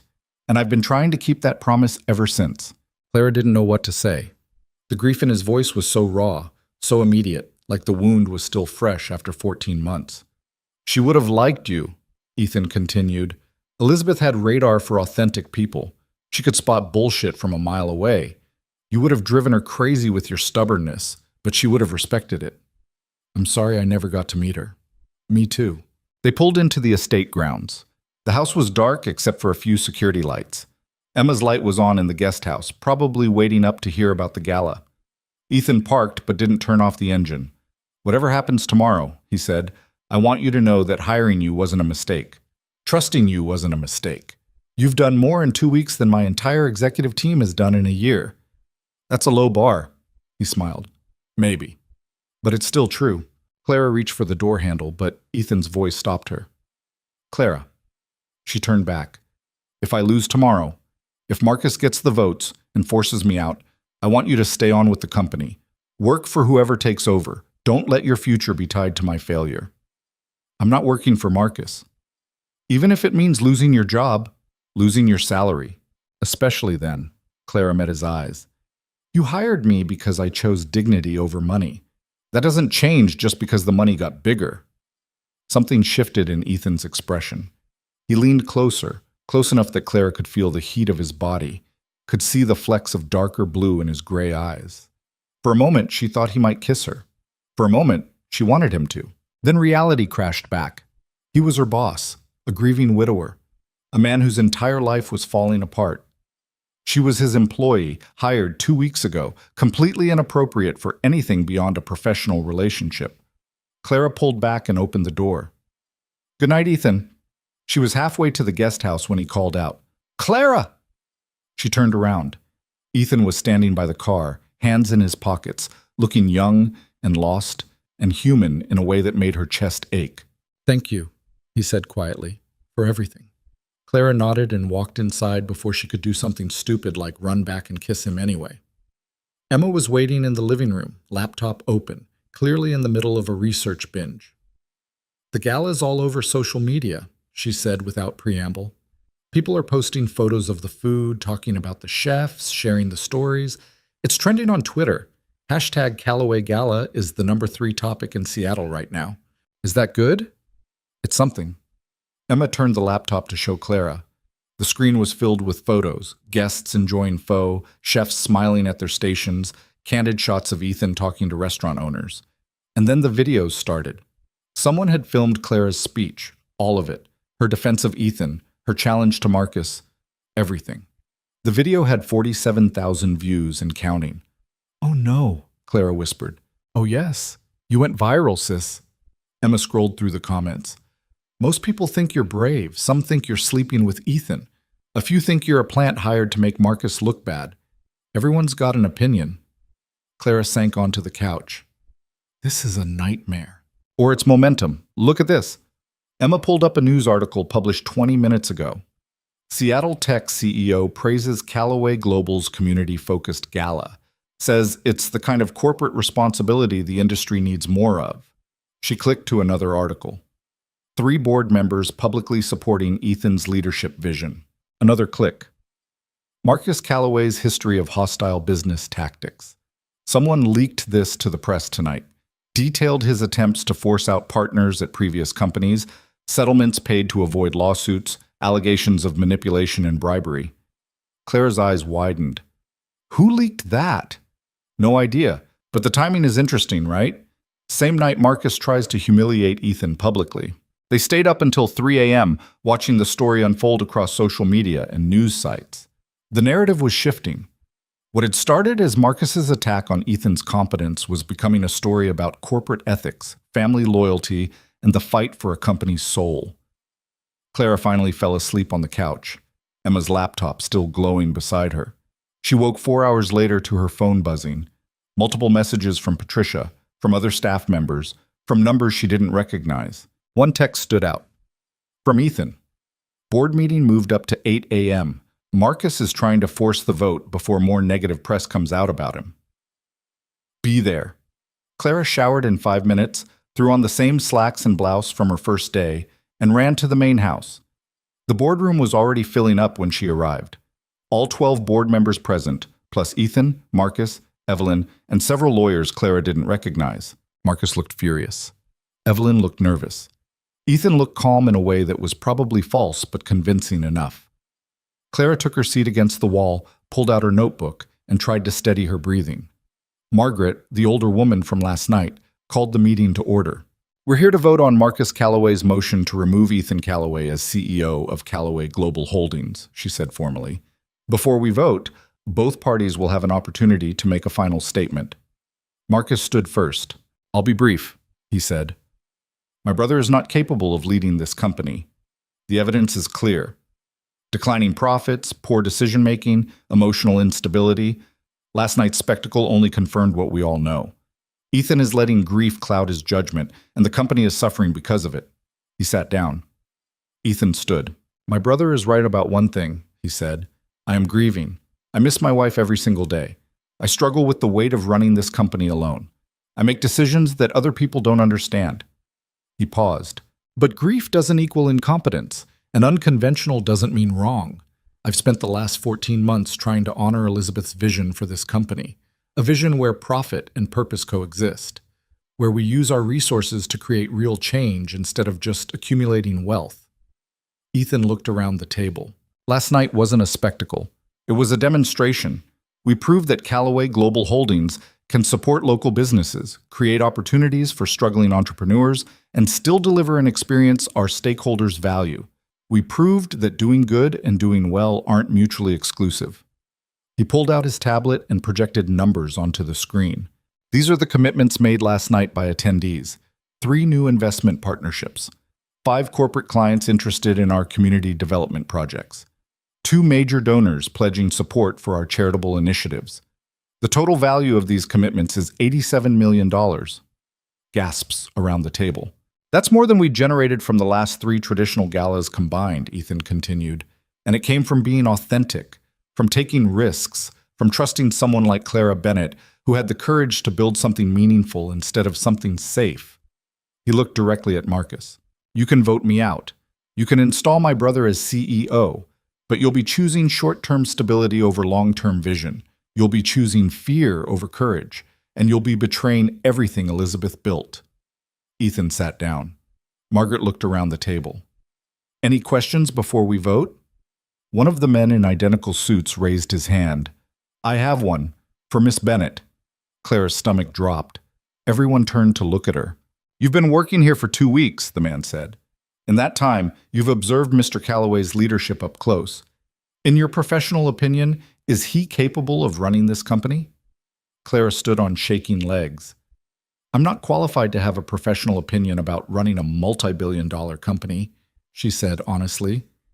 2 weeks ago, I was serving pot roast to ungrateful customers for minimum wage plus tips. A few people smiled. But I can tell you what I've seen, Clara continued. I've seen Ethan work 16-hour days while still making time to read bedtime stories to his son. I've seen him treat restaurant workers with the same respect he shows investors. I've seen him make difficult choices that prioritize people over profit, integrity over optics. She looked at Marcus. I've also seen his brother sabotage him at every turn, bribe vendors, spread rumors, try to destroy him publicly. And through all of that, Ethan has remained focused on doing the right thing. That's not incompetence, that's strength. Clara sat back down, heart hammering. Margaret nodded. Thank you. Now we vote. All in favor of removing Ethan Callaway as CEO. 4 hands went up. The same 4 who'd voted with Marcus at the preliminary measure. All opposed? 7 hands went up. Margaret smiled slightly. The motion fails. Ethan Callaway remains CEO of Callaway Global Holdings. Marcus stood so fast his chair fell over. This is a mistake. You're all making a terrible mistake. The vote is final, Margaret said calmly. Marcus stormed out. Evelyn followed, but she paused at the door, looking back at Ethan with an expression Clara couldn't quite read. Regret, maybe. Or just calculation about her next move. The board members filed out, some congratulating Ethan, others leaving quickly without comment. When the room was empty except for Ethan and Clara, he slumped in his chair and let out a long breath. I can't believe that worked, he said. I can't believe I got asked a question. You handled it perfectly. I handled it honestly. That's all I know how to do. Ethan looked at her, really looked at her, with those storm gray eyes that had seen too much loss and were just now starting to remember hope. Clara, His phone buzzed. He glanced at it and his expression changed completely. What's wrong? Clara asked. It's Mrs. Chen. Noah's school called. He's been in a fight. They're sending him home. They found Noah in his room, sitting on his bed with a black eye and split lip. Mrs. Chen hovered anxiously by the door. What happened? Ethan asked, kneeling in front of his son. Noah didn't answer, just stared at the floor. Noah, buddy, I need you to tell me what happened. Still nothing. Ethan looked helplessly at Mrs. Chen. The school said another boy was saying things, Mrs. Chen explained quietly, about Noah's mother, about the family. Noah hit him. Ethan's jaw tightened. What kind of things? I don't know the details. The principal will call you this afternoon. After Mrs. Chen left, Ethan tried again. Noah, please talk to me. But Noah had shut down completely. The progress they'd made over the past 2 weeks, the talking about magic soup, the smiles at the restaurant kitchens, had disappeared. He was back to being that silent, traumatized kid from Clara's first day. I'll handle this, Ethan said, his voice strained. You can go back to work. Clara hesitated. Are you sure? Yeah, I need to talk to the school, figure out what happened. Clara left them there, father and son, both drowning in different ways. She spent the rest of the day fielding calls about the gala, coordinating with the restaurants about payment and future opportunities, trying to turn the momentum from last night into something sustainable. But her mind kept drifting back to Noah's black eye, to the silence that had returned, to Ethan's helpless expression. That evening, she found Ethan in his study, drinking scotch and staring at nothing. How's Noah? She asked from the doorway. Suspended for 3 days. The other kids' parents are threatening to sue. Ethan laughed bitterly. Apparently, defending your dead mother's honor is grounds for expulsion at elite private schools. What did the kids say? That Elizabeth killed herself, that the car accident wasn't an accident, that she wanted to escape our family. His voice was flat. None of which is true, but Noah's 8 years old. He doesn't understand the difference between cruel rumors and reality. Clara walked into the study and sat across from him. What can I do? Nothing. There's nothing anyone can do. My wife is dead, my son is traumatized, and apparently the whole city thinks they know our family better than we know ourselves. That's not true. Isn't it? Ethan poured more scotch. You've been here 2 weeks, Clara. You've seen a fraction of what this life is really like. The constant scrutiny, the invasive questions, the assumption that our pain is public property, and now Noah's paying the price for it. So what are you going to do? I don't know. Pull him out of school, hire tutors, lock us both in this house and never leave. He was spiraling. Clara could see it. The victory from this morning had been replaced by the crushing reality of everything that victory couldn't fix. That won't help him, Clara said quietly. And what will? Therapy hasn't helped. Time hasn't helped. Love hasn't helped. What's left? Clara thought about her own childhood, about losing her father, then her mother, about Emma shutting down for months after the funeral, barely speaking, barely eating. What helped Emma was purpose, she said. something to focus on besides the pain, something that made her feel like she had control over at least one part of her life. Noah's 8. So give him an 8-year-old's version of purpose. Let him help with something. Let him feel useful instead of broken. Ethan looked at her like she'd just spoken a foreign language. How? I don't know yet, but we'll figure it out. We? Yeah, we. Clara stood. You hired me to help you navigate this mess. That includes helping with Noah.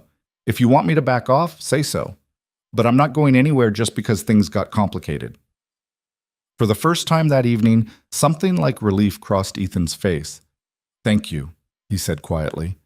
Clara left him in the study and went to find Noah. The kid was still in his room, lying on his bed, staring at the ceiling.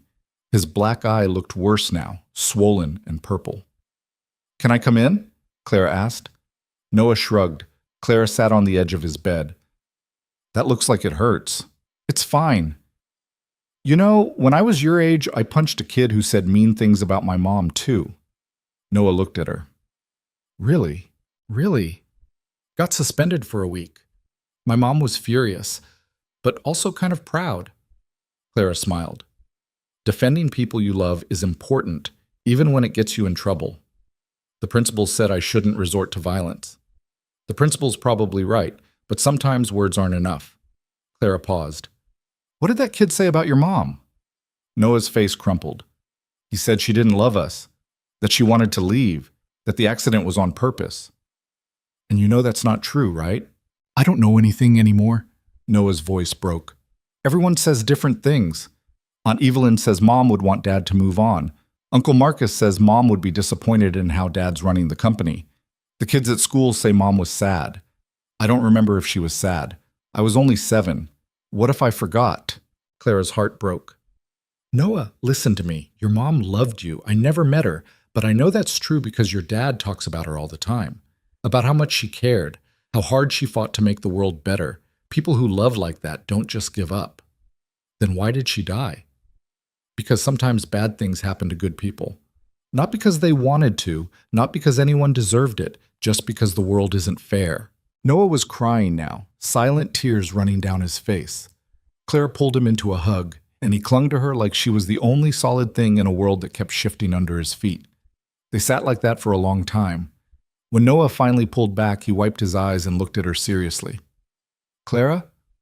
Yeah? Are you going to leave too? The question hit her like a punch. What? Everyone leaves. Mom left. The other assistants Dad hired quit after a few weeks. Even Mrs. Chen says she's getting too old for this job. Noah's voice was small. Are you going to leave? Clara looked at this kid, this broken, brave 8-year-old kid who'd already lost so much and was terrified of losing more. I'm not going anywhere, she said, and meant it. Even though she had no idea what she'd just promised, even though staying meant diving deeper into a family that was falling apart, even though she was starting to develop feelings for Ethan that were completely inappropriate and could destroy everything, none of that mattered, because Noah needed someone to stay, and Clara had always been better at staying than leaving. That promise to Noah changed everything. Clara couldn't just show up, do her job, and leave anymore. She was invested now, tangled up in this family's mess in ways that went far beyond an employment contract and a paycheck. Over the next 3 weeks, she watched Ethan restructure the entire company's community investment strategy based on the success of the gala. He created a fund specifically for supporting small businesses owned by immigrants and low-income entrepreneurs, hired 2 of the chefs from the gala as consultants, started talking about opening a culinary training center. Marcus had gone quiet after the board vote, but Clara knew that silence was dangerous. People like Marcus didn't just give up. They regrouped and came back meaner. Evelyn, surprisingly, had started showing up at the estate more often, not to see Ethan, but to spend time with Noah. She'd bring him books, take him to museums, sit with him during his suspension, and help with homework. It was awkward and stilted. Evelyn clearly had no idea how to relate to children, but she was trying. I don't trust her, Emma said one evening as they watched Evelyn leave through the guest house window. She's been working with Marcus this whole time. Why the sudden change? Maybe she actually cares about Noah, Clara said. People can surprise you. Or she's playing a longer game. Clara didn't have an answer for that. Noah's suspension ended, but Ethan pulled him from the private school anyway. Too much scrutiny, too many cruel kids with parents who traded in gossip like currency. Instead, he hired a team of tutors who came to the estate. Noah seemed relieved. School had been one more place where he felt exposed, vulnerable. Clara started incorporating Noah into her work whenever possible. Let him help organize files, deliver messages to staff, even sit in on meetings when appropriate. The kid was smart, observant, and once he started talking more, he asked questions that made everyone think harder about what they were doing. "Why do we invest in tech companies but not food companies?" Noah asked during one strategy session. His black eye finally faded to a yellowish green. "Food is more important than apps." The room went silent. Then Ethan laughed, really laughed, for the first time in weeks. "You know what, buddy? You're absolutely right." 2 days later, Callaway Global Holdings announced a new investment initiative in sustainable food systems. Clara watched father and son work together sometimes, seeing the ways they were healing each other. Ethan became more present, more engaged. Noah became more confident, more willing to speak up. But the thing between Clara and Ethan kept growing, unspoken, but impossible to ignore. It was in the way he looked at her during meetings, the way his hand would brush hers when passing documents, the late-night conversations in his study that started about work and drifted into personal territory, childhood memories, dreams deferred, fears about the future. Clara knew it was dangerous, knew that crossing that line could destroy everything she'd built here. But knowing something and stopping it were two different things. The moment came on a Thursday night, 6 weeks after the gala. Clara was working late in her office, reviewing proposals for the Culinary Training Center, when Ethan knocked on her door. "You're still here," he said. "So are you. Can't sleep. Keep thinking about the training center location. The building in Georgetown is perfect, but the zoning issues are complicated." "We'll figure it out. We always do." Ethan walked into her office and sat in the chair across from her desk. He looked tired but good, wearing jeans and a sweater instead of his usual button-down. More human, less CEO. "Clara, I need to tell you something." Her heart kicked into overdrive. "Okay, I'm not good at this, at talking about feelings. Elizabeth always said I processed emotions like I was reviewing a business proposal, analytically, carefully, never taking risks." He paused. "But she also said that when I finally did open up, it was worth the wait." "Ethan, let me finish, please." He leaned forward. "These past 6 weeks have been the hardest and the best since Elizabeth died. Hard because I'm still grieving, still struggling. Best because you and Emma moved into the guest house and suddenly this massive empty estate feels like a home again.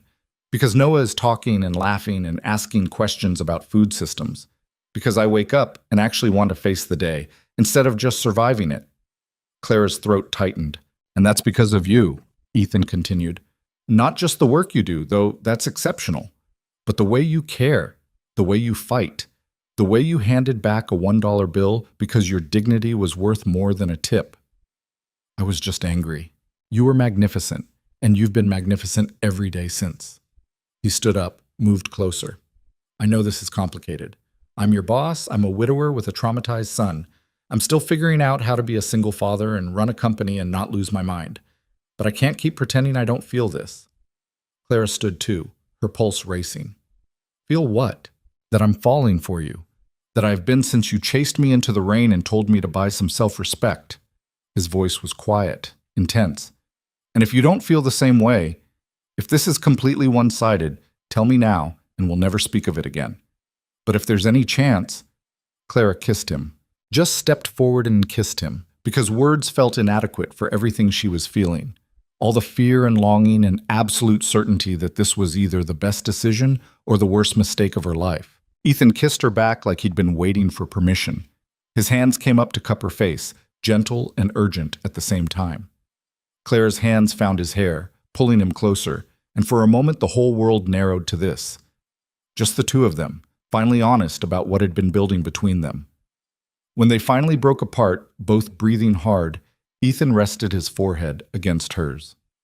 "I'm still your boss," he said. "I know." "This could get complicated. It's already complicated. Noah comes first, always." "I wouldn't want it any other way." Ethan pulled back to look at her.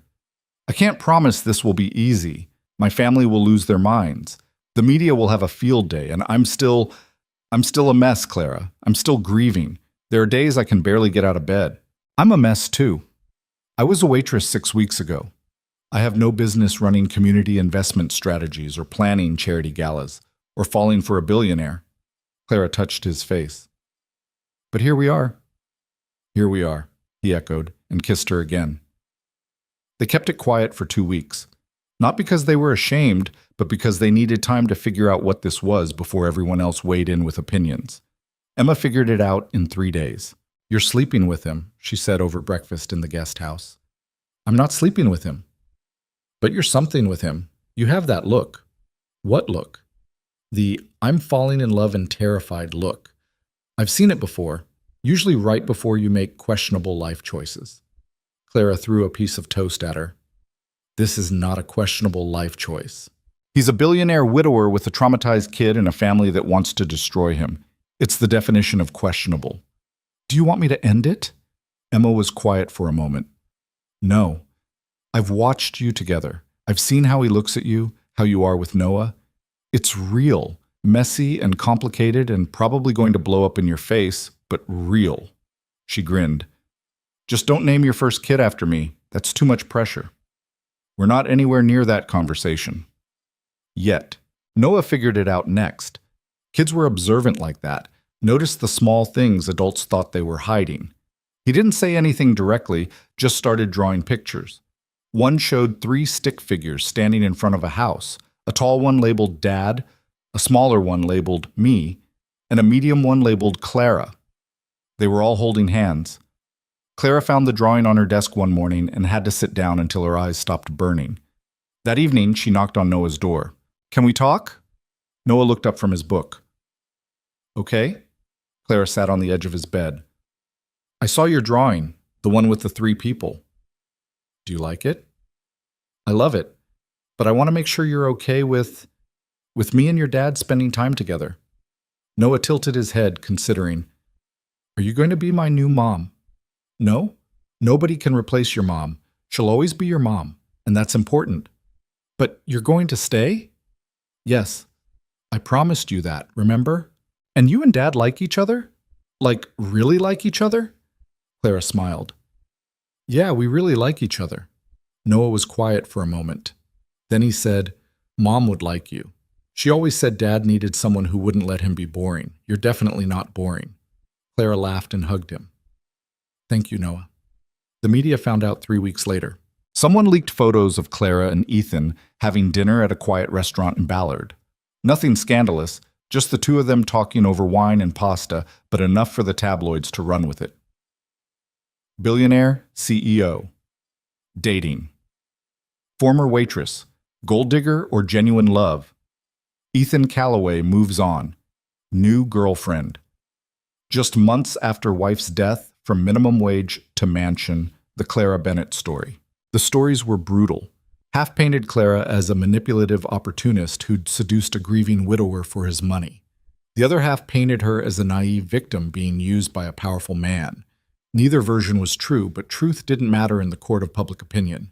Emma wanted to fight back. We should sue, or at least release a statement. And say what? That I really do love him and I'm not after his money? They won't believe it anyway. Clara scrolled through another article calling her a social climber with dubious intentions. The best thing we can do is ignore it. Easy for you to say. They're not calling you a gold digger. Actually, they are. I've been called worse. But the media attention did something unexpected. It forced Ethan and Clara to define what they were to each other, to make a choice about going public or staying hidden. They chose public. Ethan released a statement through the company's PR team. I'm grateful to have found someone who reminds me that life continues after loss, that happiness is still possible, and that authenticity matters more than appearances. Clara Bennett is an exceptional person who has brought light back into my family's life. How she came into our lives is nobody's business but ours. Simple, direct, unapologetic. The media circus intensified for about a week, then moved on to the next scandal. Seattle's elite had opinions, some supportive, most judgmental. But Clara had stopped caring what Seattle's elite thought somewhere around the time Marcus tried to humiliate her at the gala. Marcus himself had been surprisingly silent. Too silent. The attack came on a Tuesday morning, 4 months after Clara's first day at Callaway Global Holdings. She was in her office when James appeared, looking shaken. "Miss Bennett, you need to see this." He handed her his tablet.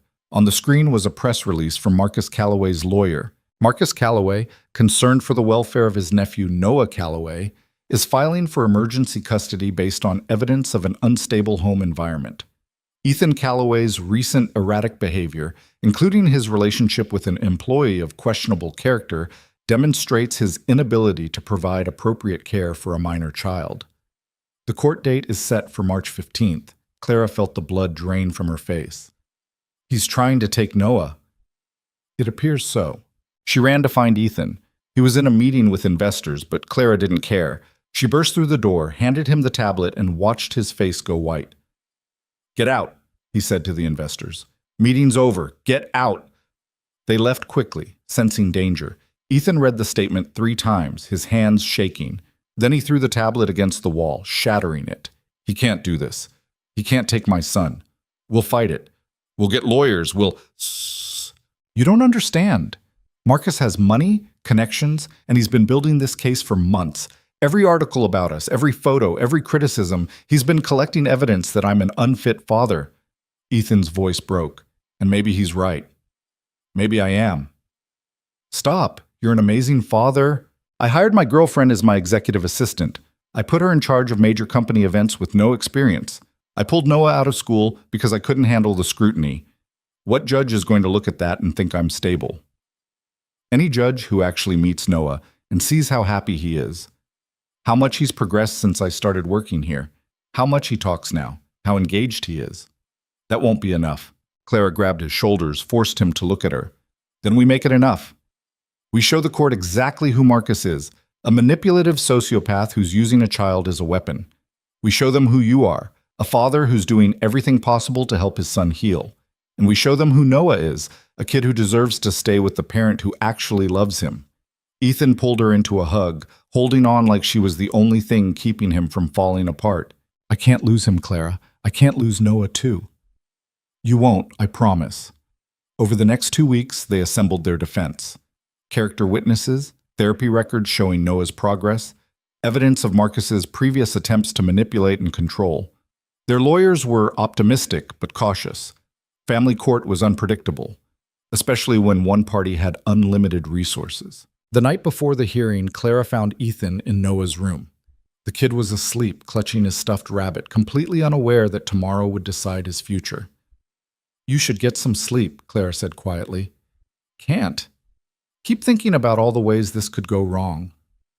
Then think about the ways it could go right." Ethan looked at her. "What if they ask about us? About our relationship? Marcus's lawyer will definitely bring it up, try to paint you as a bad influence. Let them. I'll tell the truth, that I care about you and Noah, that I'm not going anywhere, that our relationship is none of the court's business as long as Noah is safe and happy." You make it sound simple. It is simple. Marcus is trying to complicate it, but at the core it's simple. Who does Noah want to live with? Who makes him feel safe? The answer to both those questions is you. The hearing was held in a courthouse downtown. Clara wasn't allowed in the courtroom. She wasn't family, wasn't a party to the case, so she waited in the hallway with Emma, pacing and trying not to imagine worst-case scenarios. The hearing lasted 3 hours. When the doors finally opened, Ethan walked out with his lawyer, his expression unreadable. Clara stood up. "Well?" Ethan's face cracked into a smile. "We won." The judge dismissed the case, said Marcus provided no credible evidence of an unstable home environment and that Noah's therapeutic progress speaks for itself. Clara threw her arms around him, relief flooding through her. "Oh, thank God." The judge also issued a restraining order preventing Marcus from filing frivolous custody claims in the future, and she recommended that Noah's therapist continue monitoring his progress to ensure the current arrangement remains beneficial. Which it will. Which it will, Ethan agreed. They walked outside into spring sunshine. Seattle had finally emerged from its winter gray, and the city looked almost hopeful. Marcus was waiting on the courthouse steps.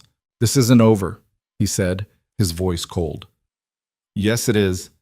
Ethan's voice was calm, final. You lost, Marcus. You tried to take my son. You failed, and now you're done. Stay away from my family. Your family? You mean your girlfriend and your traumatized kid?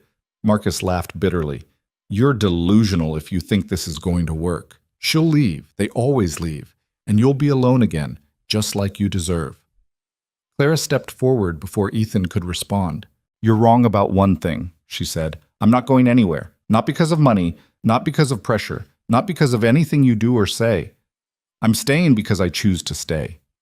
Because this family is worth fighting for. And because, unlike you, I actually understand what loyalty means. She took Ethan's hand. We're done here. Let's go home. They left Marcus standing on the courthouse steps, defeated and alone.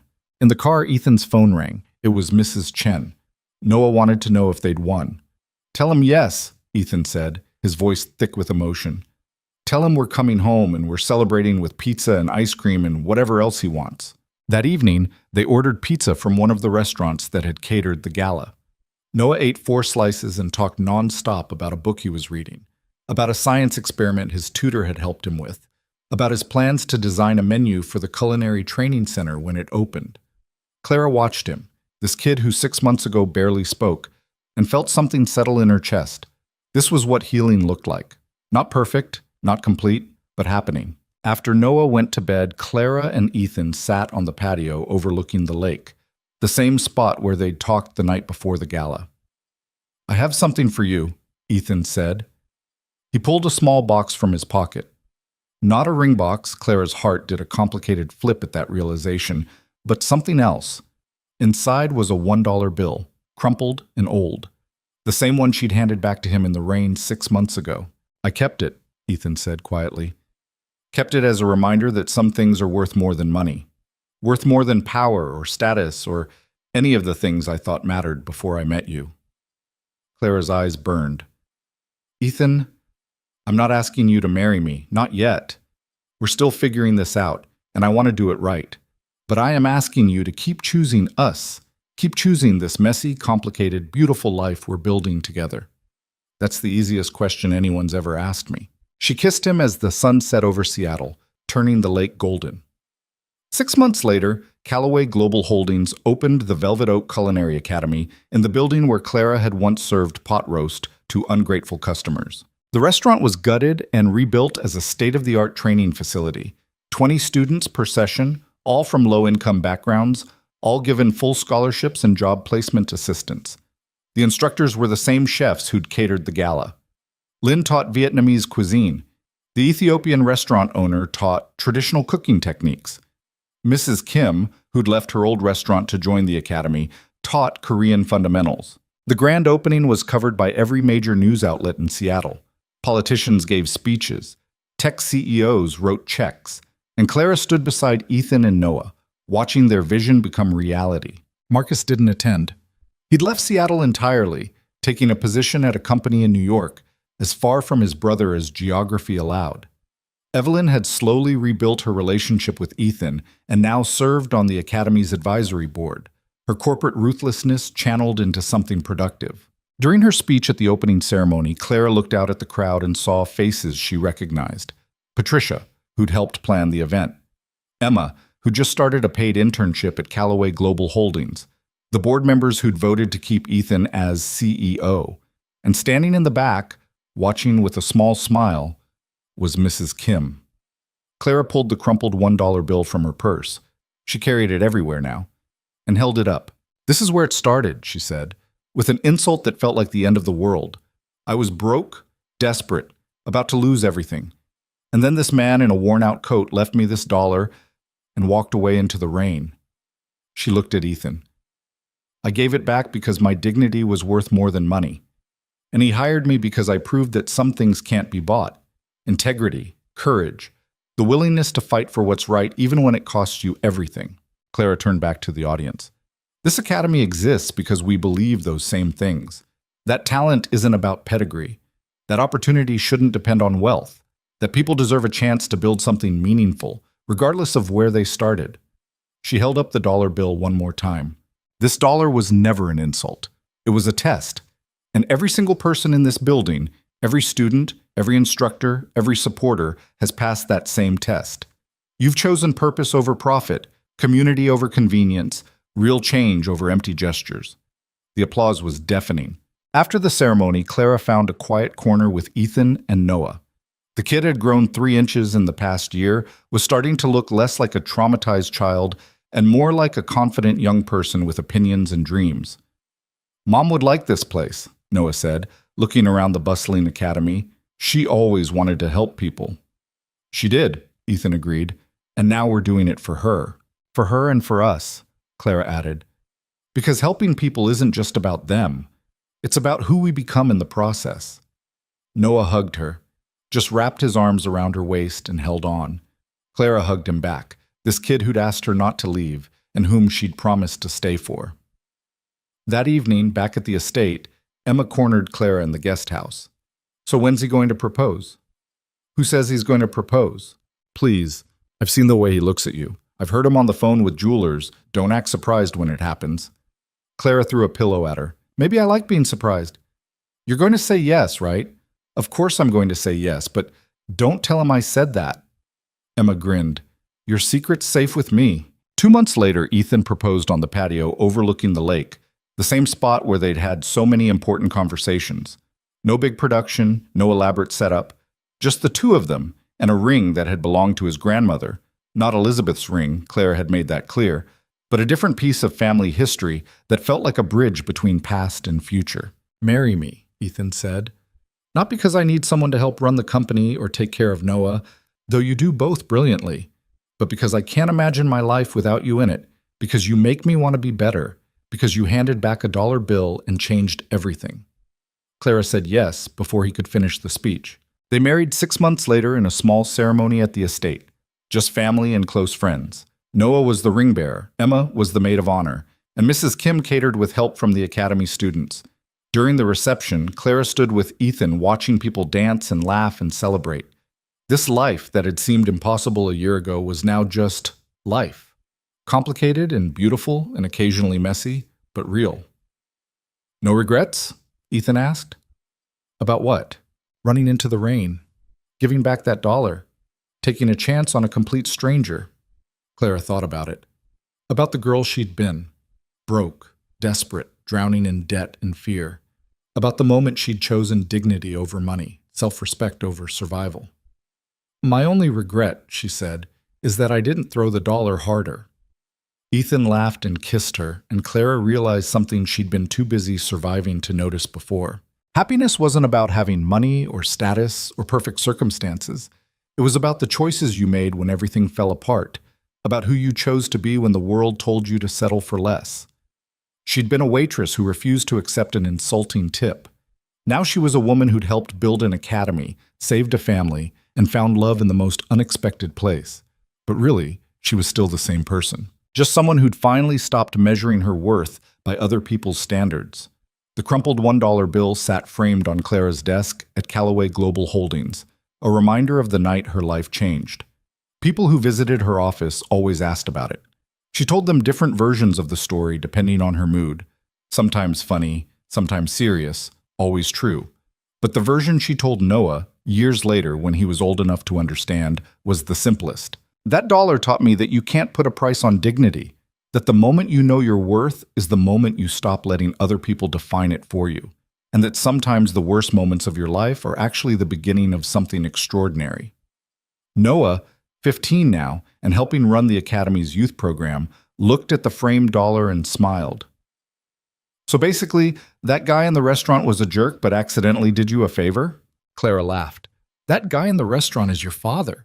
And yes, he was testing me. But I don't think either of us expected the test to last a lifetime." "Good thing you passed then." "Yeah, good thing.